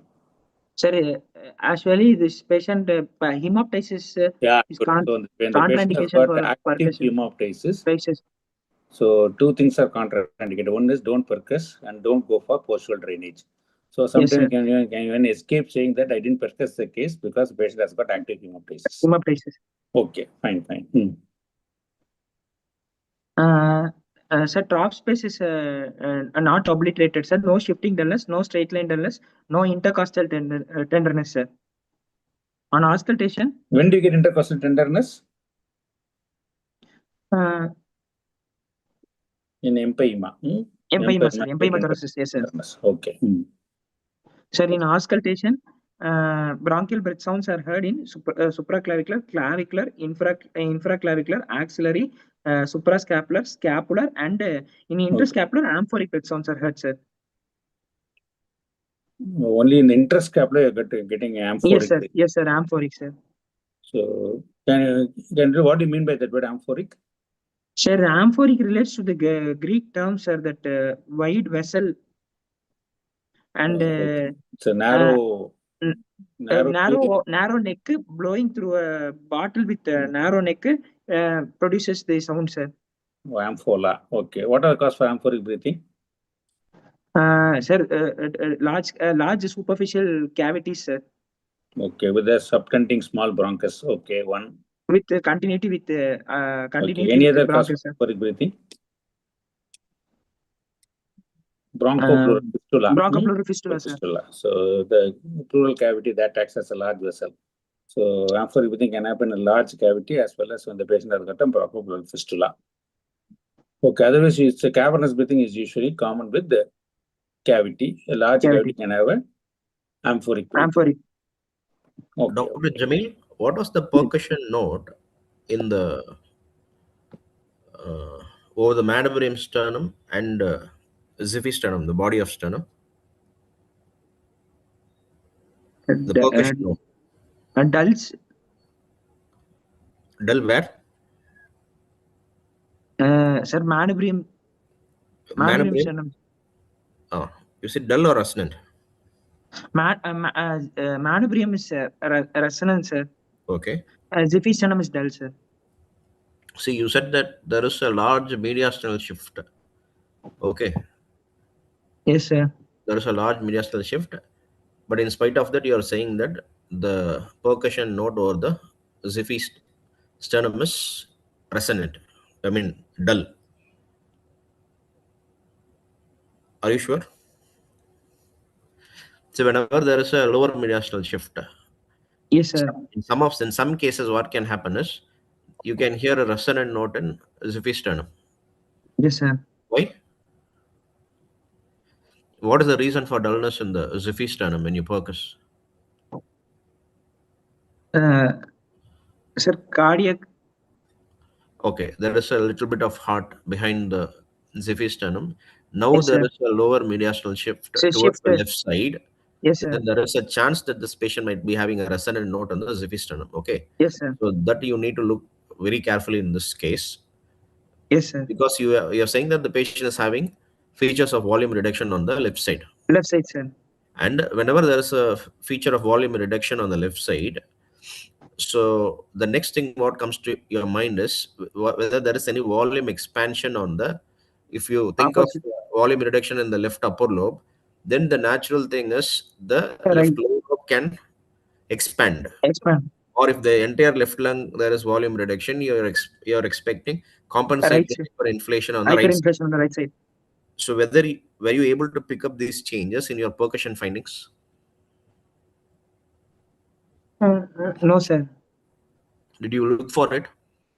Yes, sir. Oh, so did you mention about tidal percussion? Yes, sir. Can you just tell again tidal percussion? Um, What was your in observation tidal in tidal tidal percussion? percussion. Hello, sir. Yes, tell me. In Where did you find the liver dullness?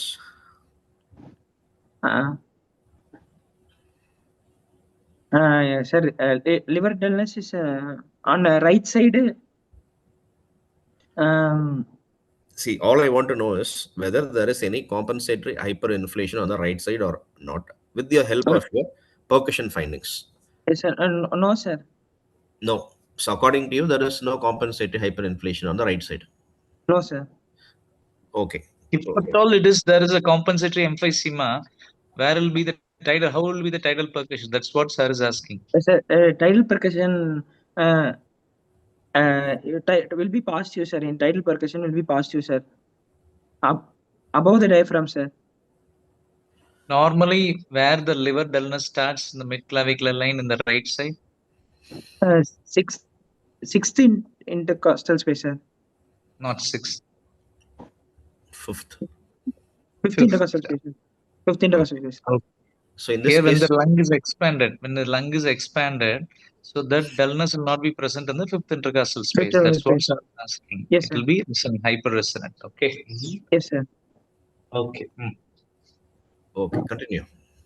So, Jamil, if that be the case, how will you differentiate whether it's a compensated emphysema or actual diseased emphysema? Because both of them will have hyperresonant note. Yes, sir. What is the salient difference between compensated emphysema, which is good for the patient, and emphysema, which is deleterious to the patient? So you go by expansion of the lung. So the expansion will be less in emphysema, will be more in compensated emphysema. Important thing is adventitious sound. Yes, sir. So it will no adventitious sound in compensated emphysema. Bronchi will be there in emphysema. And it will be harsh vesicular bed sound with the increased air entry in compensated emphysema and decreased or absent air entry in emphysema. So you should not differentiate pathological emphysema from compensated emphysema. Yes, sir. Okay, proceed.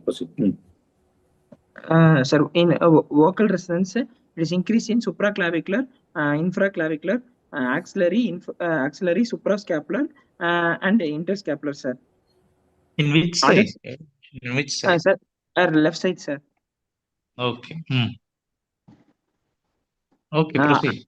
Sir, other systems is CVS S1, S2 is heard, and patient has loud P2, abdomen is soft, bowel sounds heard, no organomegaly, CNS conscious, moves all four limbs, sir.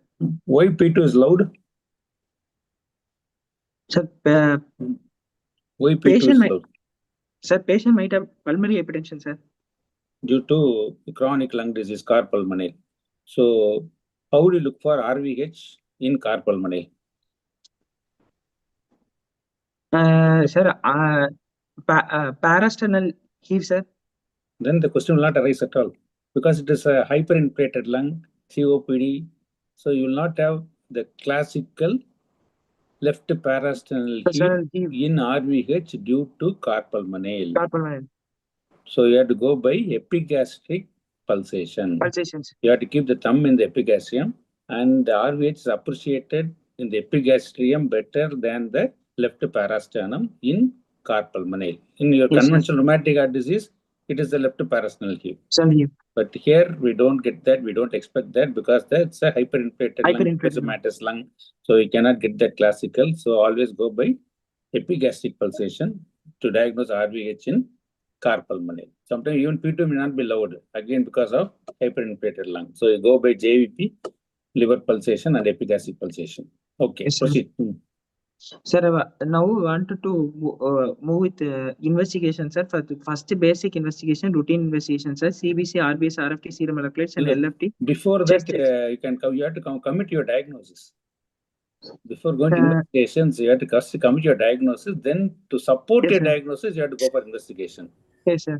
My based on above history and examination, I want to go with the diagnosis of left upper lobe fibrocavity with hemoptysis, with pulmonary hypertension, with no signs of right heart failure and old pulmonary tuberculosis. Now you substantiate your answer. What is the evidence for fibrosis in this case?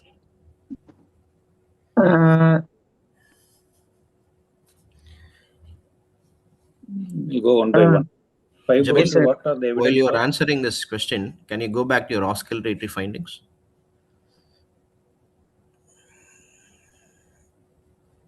Yes, sir. Yes, now you can proceed. Sir, bronchial breath sounds are heard in the supraclavicular, clavicular, infraclavicular, axillary, suprascapular. That can happen with cavity. That can happen with cavity also. So I want exclusive findings for fibrosis, exclusive findings for cavity. Sir, vocal resonance, VF and VF can be increased in both. Increase. Both. In fibrosis also it will be increased. It is variable. In fibrosis it variable, can be sir, depending upon the increase or decreased. So I want exclusive finding for fibrosis. So what is, can you have tracheal shift in cavity? Yes, sir. No. So tracheal shift, supraclavicular hollowing, infraclavicular hollowing, shoulder drooping, prominent scapula. All these things will favor fibrosis. But what is the key finding to diagnose fibrosis? Invariably, this auscultative finding should be there to make a diagnosis of fibrosis. Because all this can post-suction. Yes? Sir, post-recessive test, sir. Post-recessive test. Krebs. That is for cavity. It is fine end inspiratory Krebs. End inspiratory Krebs, sir. That's diagnostic. If that is absent, then you ask the patient to cough, then can appear. So the key diagnostic finding in fibrosis should be fine end inspiratory Krebs. Should be there to make a diagnosis. It can be obscured because of this cavity problem, but generally the key finding for fibrosis is that. Yes, sir. And what is the mechanism of this Krebs? The fine end inspiratory Krebs of fibrosis, that is different from Krebs of bronchitis, bronchiectasis. That Krebs, the mechanism is different. Yes, sir. This mechanism is different. Sir, the air traveling from the large bronchus into the smaller ones, and the through secretions, not at all secretion. Fibrosis don't have secretions at all, so don't confuse.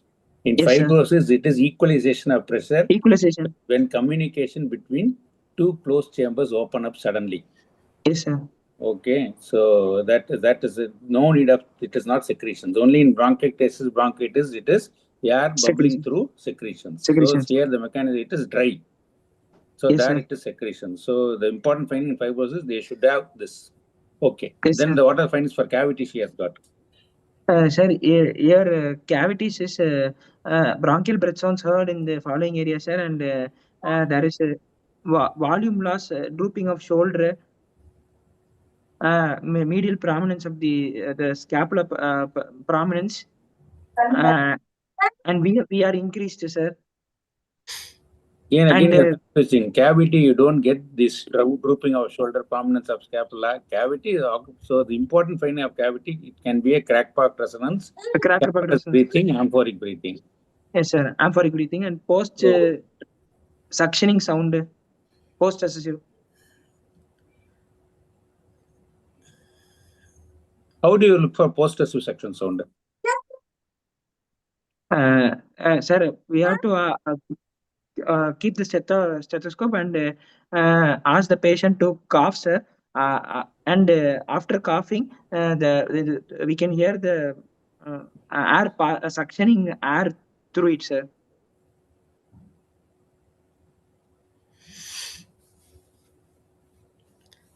So did you look for a post-assessive section in this case?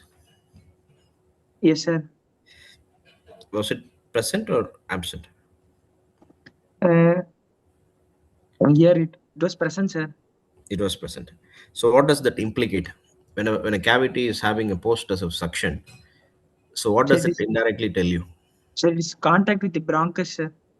Air Good. communication present. So it is communicating with the bronchus. Okay. Yes, sir. Okay. So next slide. I mean, you're telling about bronchophony and all those things, right? Bronchophony, increased Yes, vocal sir. resonance. Yes, sir. That slide.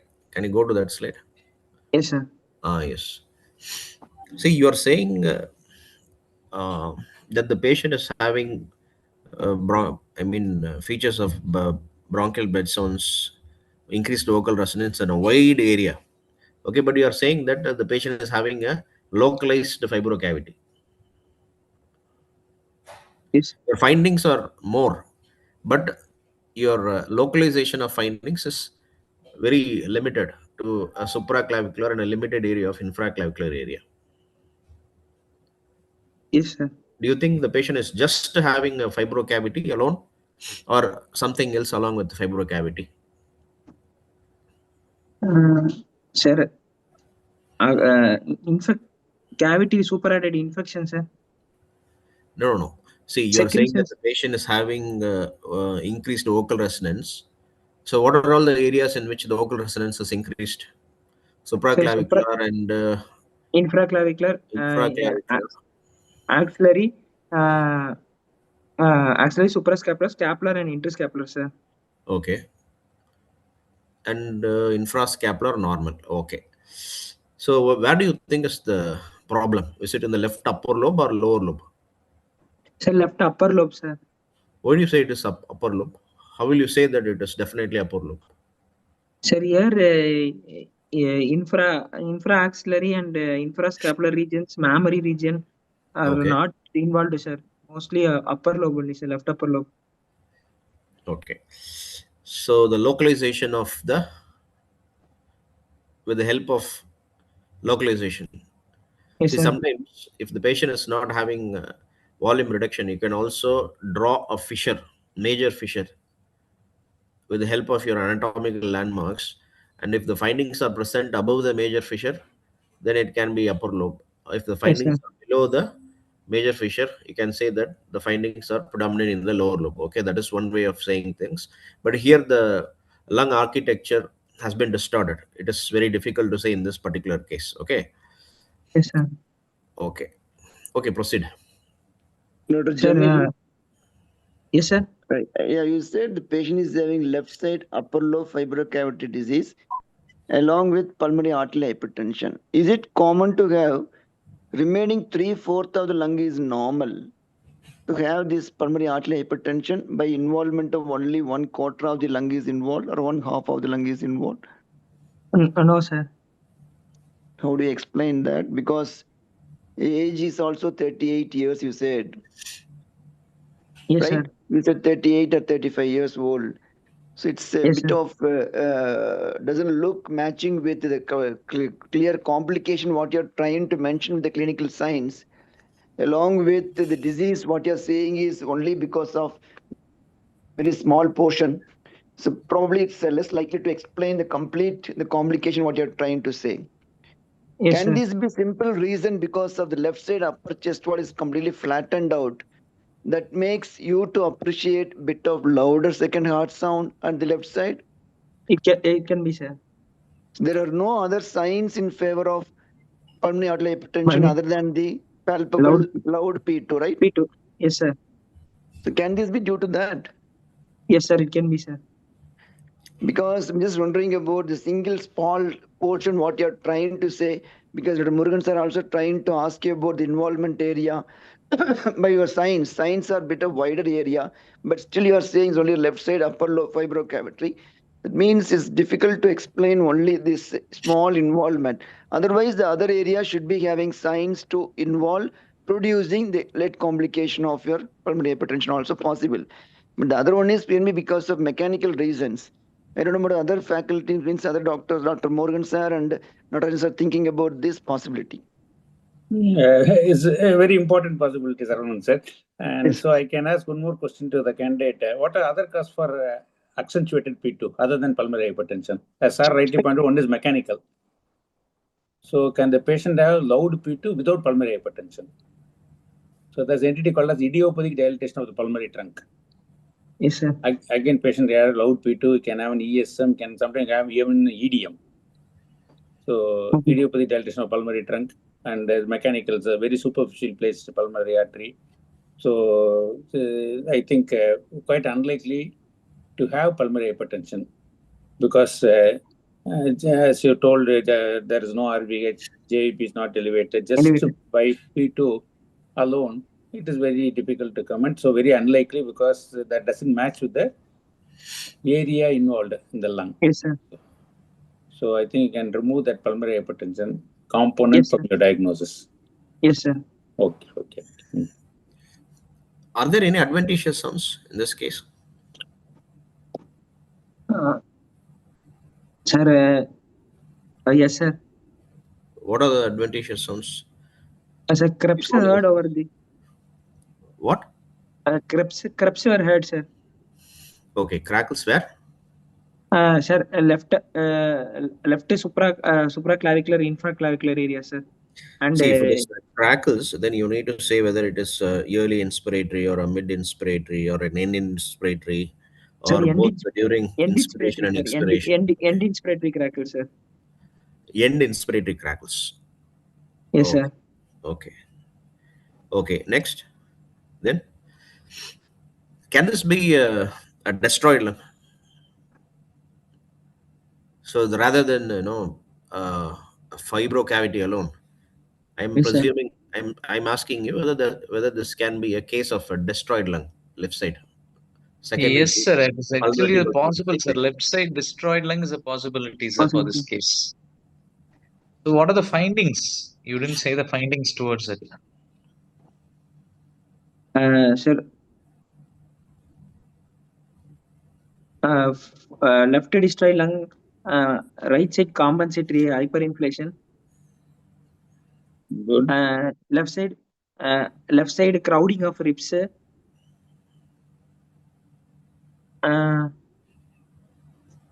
Asymmetry of the chest wall, sir. And decreased movement on the affected side, sir. Tracheal shift to the same side, sir. Okay. Drooping of shoulder. Okay. On the left side, sir. Okay. And VF VFE are both decreased, sir. Okay. Chest expansion is decreased, sir. Okay. Okay. You can so you can say from the history, then clinical examination, inspection, palpation, percussion, and auscultation. Step by step, you can say, okay, in the Yes, exam. sir. And you are saying that the patient is having an amphoric breath sound. Okay. I have Yes, a sir. doubt whether this patient is having a bronchopleural fistula on the left side. Now, with the help of history and clinical examination, you need to substantiate for and against bronchopleural Yes, fistula in this case. sir. Duration is very short, sir. In bronchopleural fistula, duration will be very long, sir. And Okay. recent previous admissions or exacerbations will be that, sir, in bronchopleural fistula. Okay. Suddenly it will not come, sir. Duration Good. chronic, sir, from history. Okay. Next. Um, What is the other important finding in the history in bronchopleural fistula? The patient will be having copious, foul-smelling purulent sputum. Okay, that is one important finding in. yes, And sir. the next important thing is postural variation. Yes, sir. Okay, when the patient lies on the contralateral side, the patient will be having aggravation of symptoms. Then Yes, sir. the patient, you should look for clubbing. So this patient is having grade 2 clubbing. Clubbing, sir. So patients with the bronchopleural fistula, they'll be having grade 3, usually grade 3 clubbing. Okay, and Yes, sir. coming to auscultation, the bronchial amphoric blood sound will be prevalent in a wide area. Here you're saying that there is a suggestion of an amphoric blood sound in just one area, right? Yes, sir. That can even be present in a large superficial cavity. Okay. Okay. Okay, continue. Sir, after diagnosis, want to confirm, sir, so going with investigation, sir. Going with investigation, sir. Basic investigation, CBC, RBS, RFT, serum moleculars, and LFT, sir. And for going with X-ray chest, further proceeding with sputum analysis and CT chest, sir. Jamil, can you tell something about the X-ray chest? Because all the time his X-ray chest will be abnormal because once he had tuberculosis. Yes, sir. And what are the findings for active tuberculosis as far as chest X-ray is concerned? Sir, in active tuberculosis, there will be cavity with the surrounding consultation, sir. Good. Surrounding cavity with surrounding consultation, sir. Fine. Then what are other findings for active tuberculosis in chest X-ray? Sir, So associated miliary mottling is mottling. active tuberculosis. Non-calcified node is active tuberculosis. Pleural effusion is active tuberculosis. Soft confluent cotton wool infiltrates. Yes, sir. Again, it is active tuberculosis. So other than this, we have to take only microbiology for evidence. These are the markers for active tuberculosis. Active tuberculosis. And tuberculosis produces thick-walled cavity or thin-walled cavity? Sir, thin-walled cavity, sir. So now the current answer is can produce both. Both. Thick-walled cavity means cavity. active tuberculosis. Yeah. And thin-walled means healed tuberculosis. Yes, sir. Okay, thick-walled cavity with surrounding consolidation, so-called satellite lesion, is active tuberculosis. Yes, thin-walled cavity is healed tuberculosis. Okay, so can you comment on this X-ray?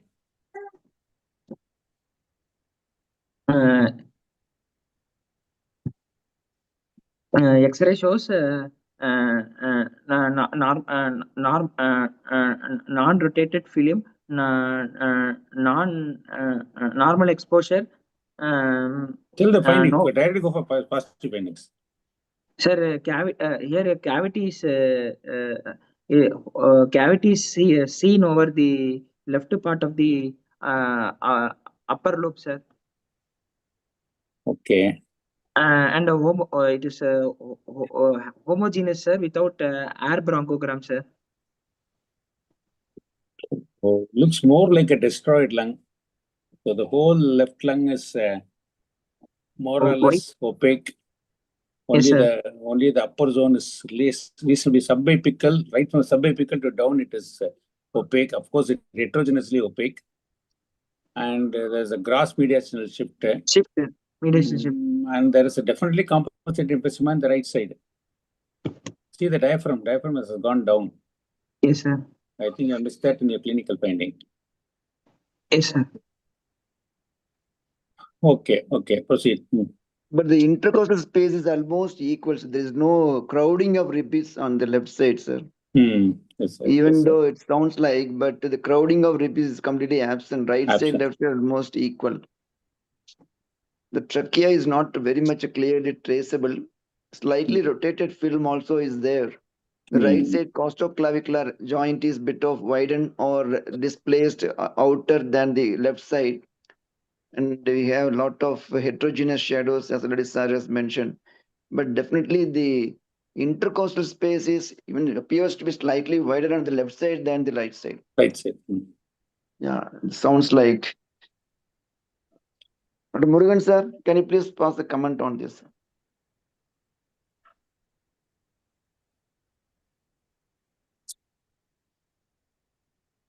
Murugan sir. Okay. This is there, but switched off. Means unmuted. Muted. Please proceed. Sir, sorry, sir. So what you say is correct, sir. The approximation of ribs on the left upper zone is more predominant when compared to the left lower zone. So it points towards left upper lobe volume reduction when compared to the left lower lobe. Yes, sir. And And it's trachea always is a good, not traceable, sir. This trachea is not traceable. It's very difficult to trace this. yes, sir, yes. So Completely, the also, apical segment of the left upper zone. Yes, there is a opaque shadows are there. Otherwise, there is no much of other shadows. Yeah, in the difficult to right see. side also, there seems to be some line shadow in this. In this area, Yes, there sir. seems to be a line shadow. Is there, sir? Towards you are talking about minor interlobar fissure above that point, sir. Here, yes, sir, yes. Yeah, towards the scapula border. Yes. Yeah, this horizontal line is there. Even the right diaphragm is showing some sort of calcification-like appearance, probably overshadowed with the other shadows, rib cage or something. Right, so lower side, just look at the site of IVC. Yeah, close to that, just outer part. Here. Right side. Right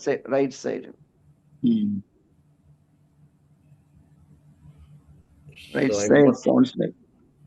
I'm not very sure about that, sir. Yeah, the changes are there. Interesting findings to be observed. Yeah.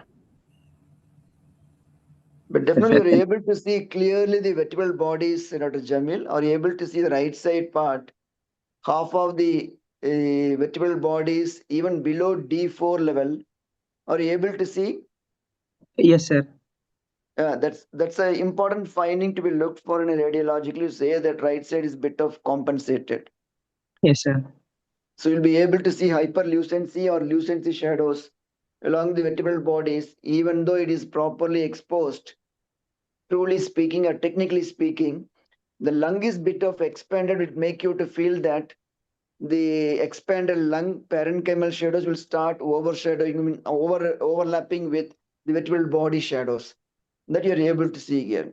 Compare Yes. the left half of the vertebral bodies, right half of the vertebral bodies can change this, see the changes in the shadows, intensity. Yes, sir. Yes, sir. Vertebral bodies, yeah. Yes, sir. Definitely lower part is bit wider, completely wider than the left upper part. And right side also. I'm talking about intercostal space. Okay, please proceed with the CT scan. We'll discuss a lot about this. Sir, next proceeding with the CT chest, sir. In the CT chest lung window, sir. Here, a large large cavity is seen on the left part, left upper lobe, sir.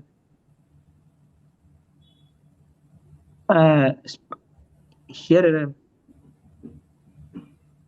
large cavity on the left part of the upper lobe, sir.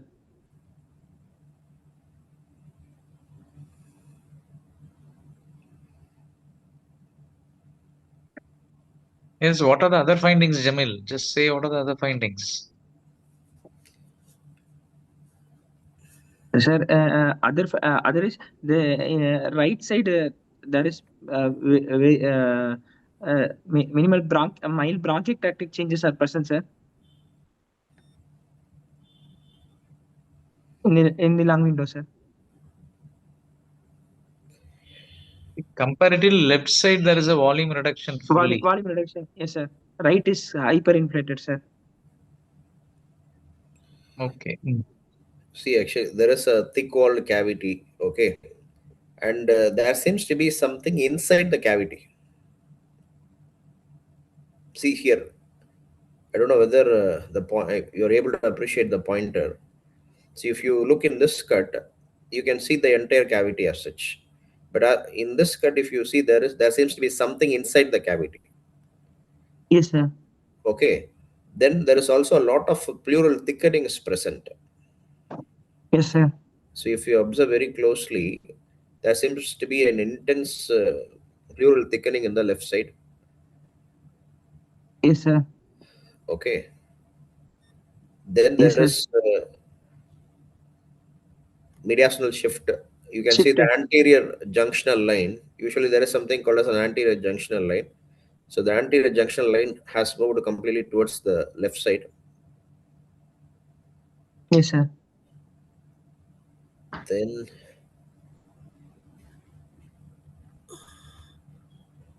can you just zoom a little bit? You can, I just want to look at the lower part of the CT scan. The lower cuts. Okay, okay. See, the other important things which you need to look for is if you can see the density of the lungs. Okay, you need Yes, to sir. look at the vessels and you need to look at the density of the lungs. Are there any differential density here? If you see in the left, right, upper lobes, there is some ground glass opacity. But Yes, here, sir. if you see, there seems to be a lot of translucency, Yes, sir. and also you're not able to appreciate the vessels. So it is Yes, called sir. as peripheral pruning of vessels. Yes, sir. Okay, all the Yes, sir. vessels, they are concentrated towards the hilum. When you look at the periphery, yeah, there is a lack of clearly appreciable blood vessels in the Yes, right sir. side. So all these, so I think it is just not a simple hyperinflation. The patient might even be having a COPD component also might be present in this case. Yes, sir. So how will you confirm whether this patient is having a COPD or not? Sir. And you should also think whether what is the reason for this intracavitary body. I said there is something inside the cavity, right? Yes, sir. And the patient Sir, is also presenting to you with the hemoptysis. aspergilloma can be one of the near differential diagnosis, sir. Okay, what is the other differential diagnosis? Sir, next is uh, What is the sir, sign called as cr- air air, crescent sign? air crescent sign, sir. What is the difference between air crescent sign and monad sign? Uh, There is something called as monad sign, okay? yes, sir. Yes, sir. So if the air crescent is secondary to an aspergilloma, Yes, then sir. it is called as monad sign. Yes, sir. Okay.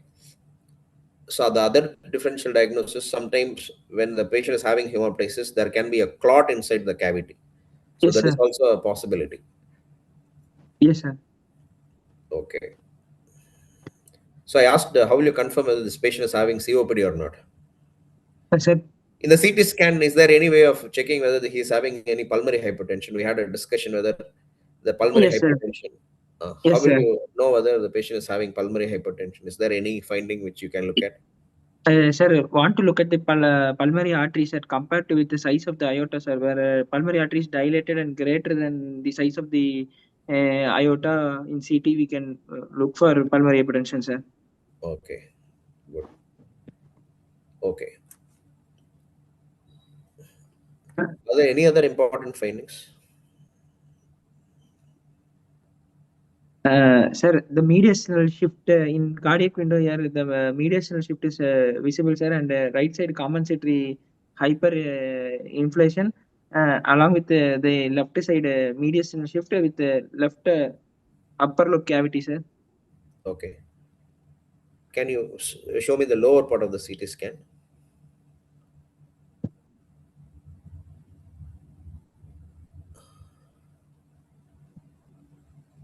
Okay. Yes, sir. See, what is meant by left sickle sign?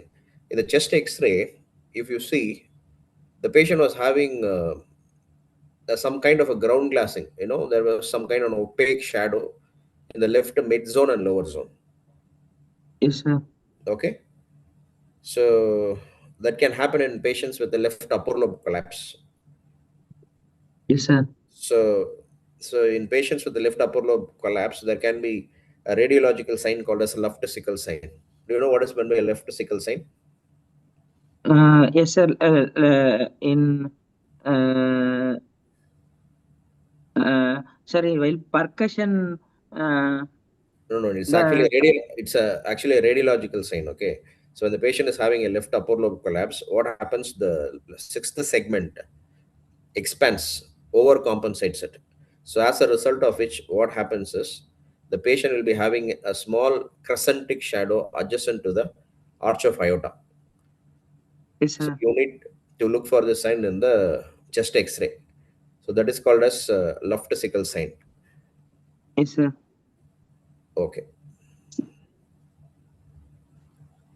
Sir, in patients, ECG, normal standardization, heart rate 90 beats per minute, normal sinus rhythm, normal axis, poor progression of RVs, and no significant ST changes, sir. LVH is present, sir. Blood investigations, hemoglobin is 11.3%, total count 8,800, differential count is 81, 10, 9. Other urea creatine, sodium electrolytes, all are normal, sir.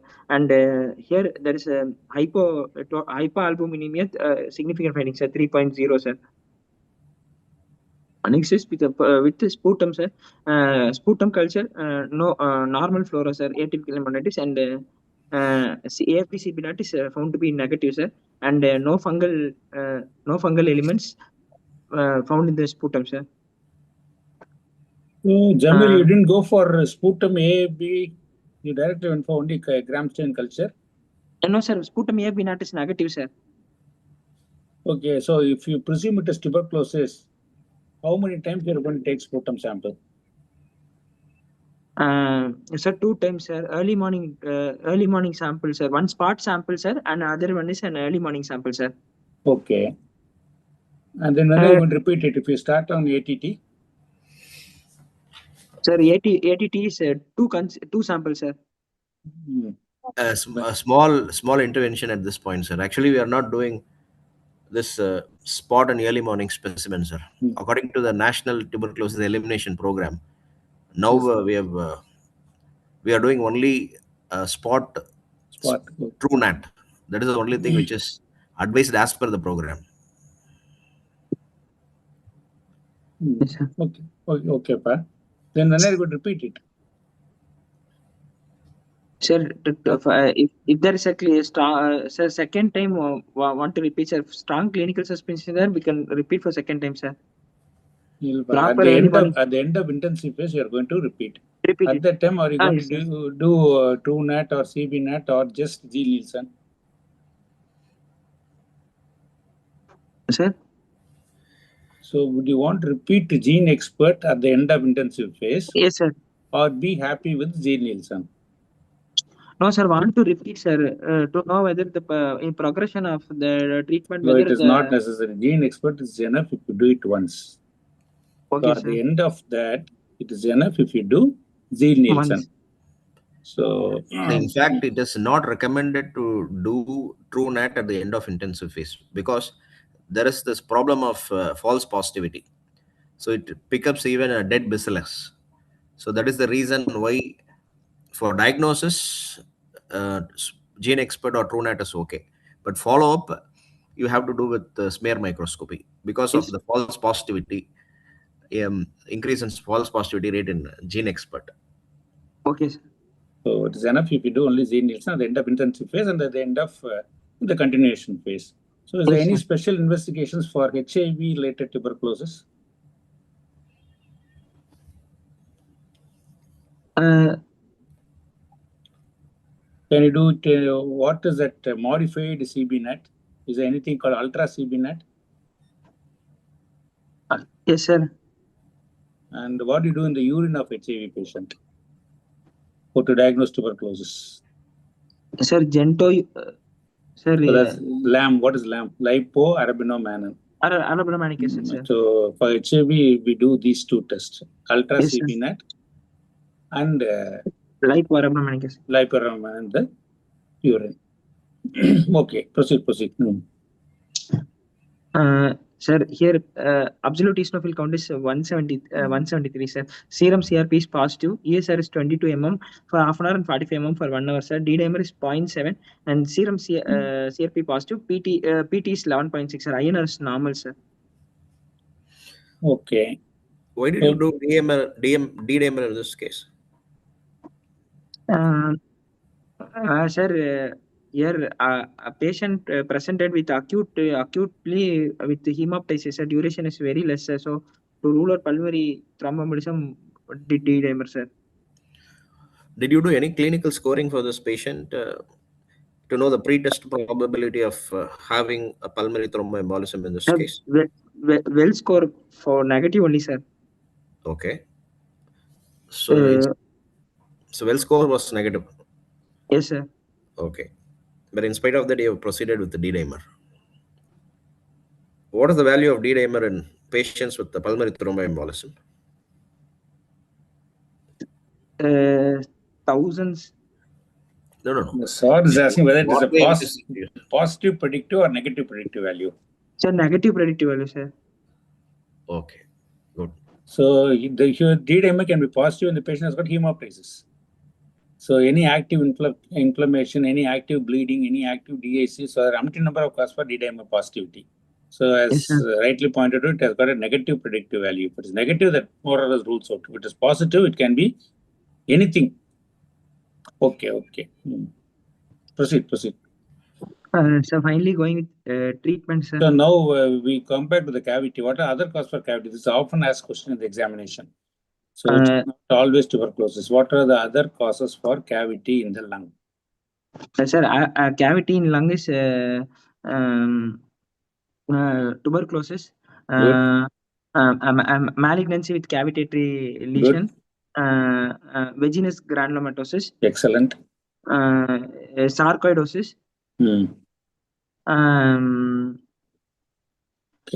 we divide into, as you are told, tuberculosis, then so-called NTM, non-tuberculous mycobacteria, particularly Mycobacterium kansasi.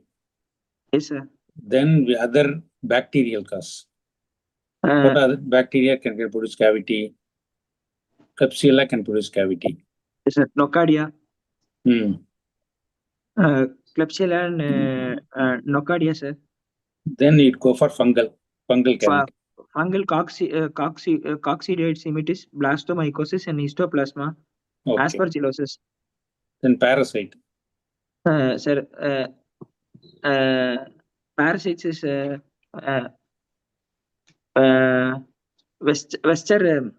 Paragonus westermani. Okay, sometimes even amoebias can rarely produce. So you divide like that: infectious cause, in that mycobacterial, bacterial, non-mycobacterial, fungal, parasite. Then you go for non-infectious cause. In that, inflammatory will be your granulomatous, granulomatous, sarcoid, all this inflammatory. Then non-inflammatory will be malignancy. Malignancies. Then some congenital causes are there, like sequestrated lung syndrome. Yes, sir. Okay. Congenital cyst, sir. Cyst. Okay. So you should know what are the causes for cavity. Yes, sir. Okay. Now, proceed. If it's going to be cavity, the yield for tuberculosis bacilli will be very high. Yes, sir. So that is a time-honored question. So the count of bacilli will be around 10 to the power 5 in a cavity. Yes, sir. To detect in smear, it should be minimum of 10 to the power 3. Yes, for in culture, it is 10 to the power 2. Yes, sir. For gene expert, even 10 to the power 2, sir. For smear to be consistently positive, it is 10 to the power of 4. 4. Yes, sir. Okay. Culture, it's 3 and gene expert is 2. 2. So yes, that is the order. So 2, 3, 4 and the cavity it is 5. Okay.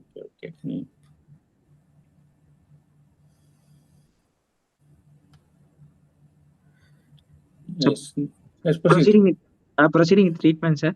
DL vital monitoring, BPTP IO charting, and Backrest nasal O2 injection ceftriaxone 1 gram IVBD, and tablet azithromycin 5 mg OD, tablet paracetamol 5 mg SOS, injection tranexamic acid, 1 gram in 100 ml NS stat followed by 500 milligram in 100 ml NS IVBD nebulization with salbutamol Q8 hourly, sir.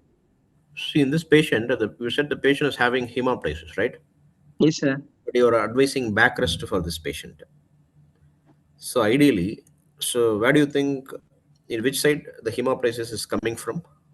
And what is the position of the patient which you advise? Left lateral. So left lateral position. Why?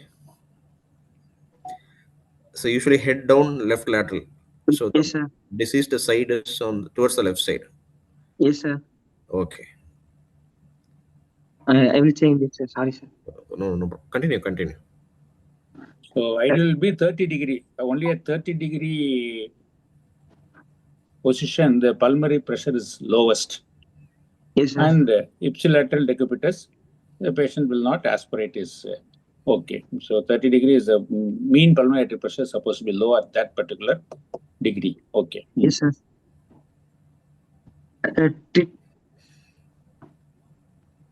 Finish things. Finish, sir. Okay. So nebulization with the salbutamol 8th hourly. So what is the dosage of salbutamol? Sir, 0.5 ml plus No. 1.5 ml of NS. 1 ml of salbutamol solution contains how much? So it contains 5 milligrams. Okay. You need Yes, to sir. specify whether you want to give the entire 5 milligrams or 2.5. Yes, sir. Okay. But why do you want to give nebulize this patient with salbutamol? You never Sir, said that the patient is having any. The patient is not. Never said the patient is having wheeze or anything pointing towards an obstructive airway disease. Okay. So yes, in the sir. absence of obstructive airway disease, then what is the additional advantage of nebulization with the salbutamol in this case? So bronchodilation and clearance of secretions. Bronchodilation. Why do you want to dilate the bronchus? Is there any constriction of the bronchus in this case?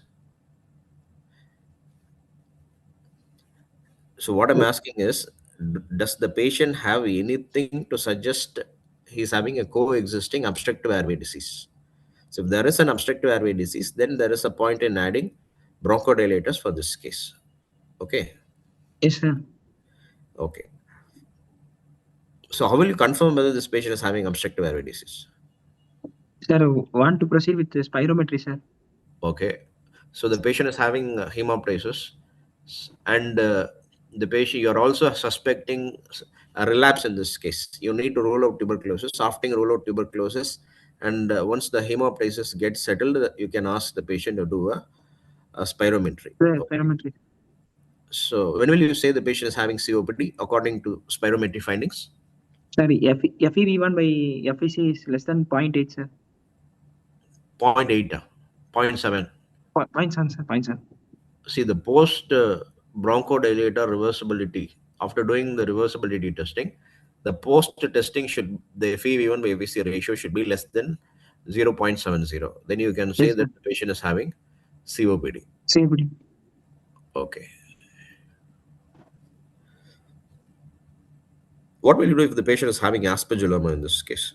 We were talking that the patient is having Yes, an sir. intracavitary body in this case, right? In the CT scan. Yes, sir. Imagine, let us presume that this patient is having an aspergilloma. So in Yes, that sir. case, what will you do? Will you continue the same treatment, or do you want to No, sir. I modify? want to revise the treatment here, sir. In case of aspergilloma, I want to start with voriconazole. Not Voriconazole can be given, but to begin with, you can start with the tablet itraconazole, 200 milligrams Yes, daily. sir. Okay. Yes, sir. Okay.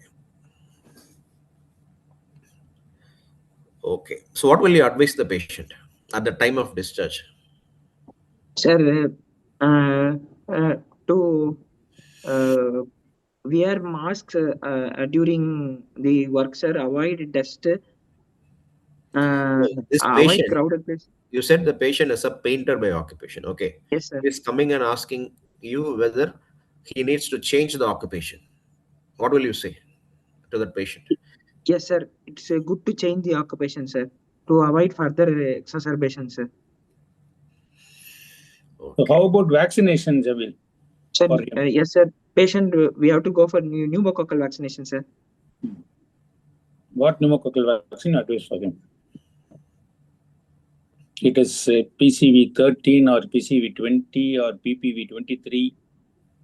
What are the current recommendations for this patient? Sir, PCV 23. Yeah. No. It's PCV 20. Single dose is enough.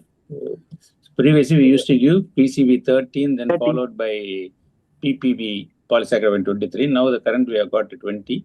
So 20 is more than enough for him. And yearly influenza vaccination. And if at all load of RSV, respiratory syncytial virus, when it's available, okay. So is there any drug for his pulmonary hypertension, if at all? Sir, Bosentan and sildenafil can be given, sir. No, that is reserved only for primary arterial pulmonary hypertension. So no other drug works for pulmonary hypertension. So it's only symptomatic. If we develop carpulmonary, go for some diuretic, something like that. So don't waste money on Bosentan or endothelin antagonist.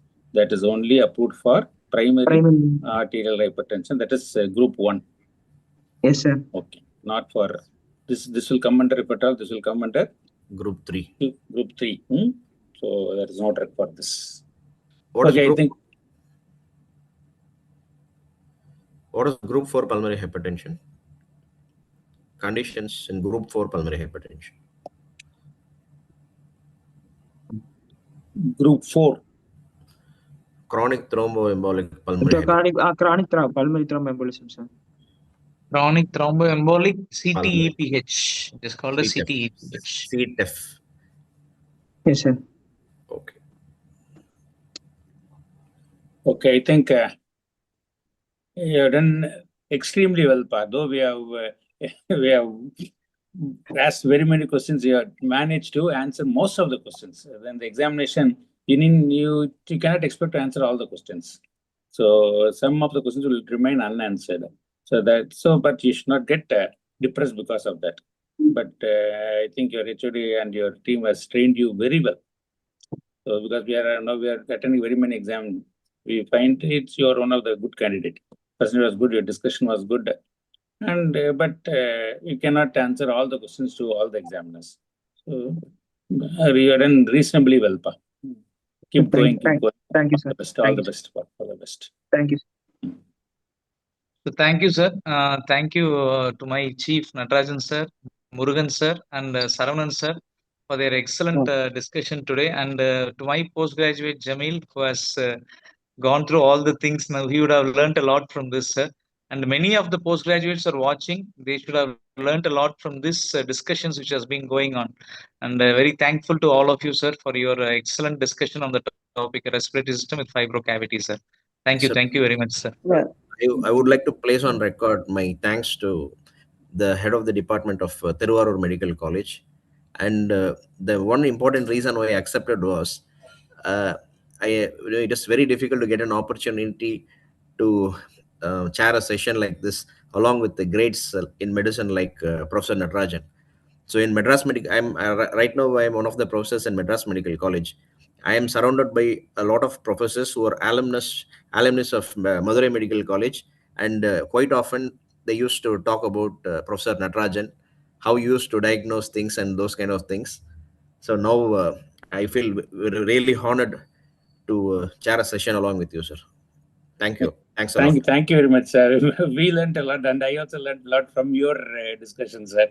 So that is in medicine. So it is we have to learn from our colleagues, from our students, and update ourselves. So I learned a lot during this discussion, and thanks to Nataraj, who was my student, for giving me this wonderful opportunity, and Saravanan sir, who was always there with us with the API, and Palniappan sir, whose brainchild is this concept of PG teaching.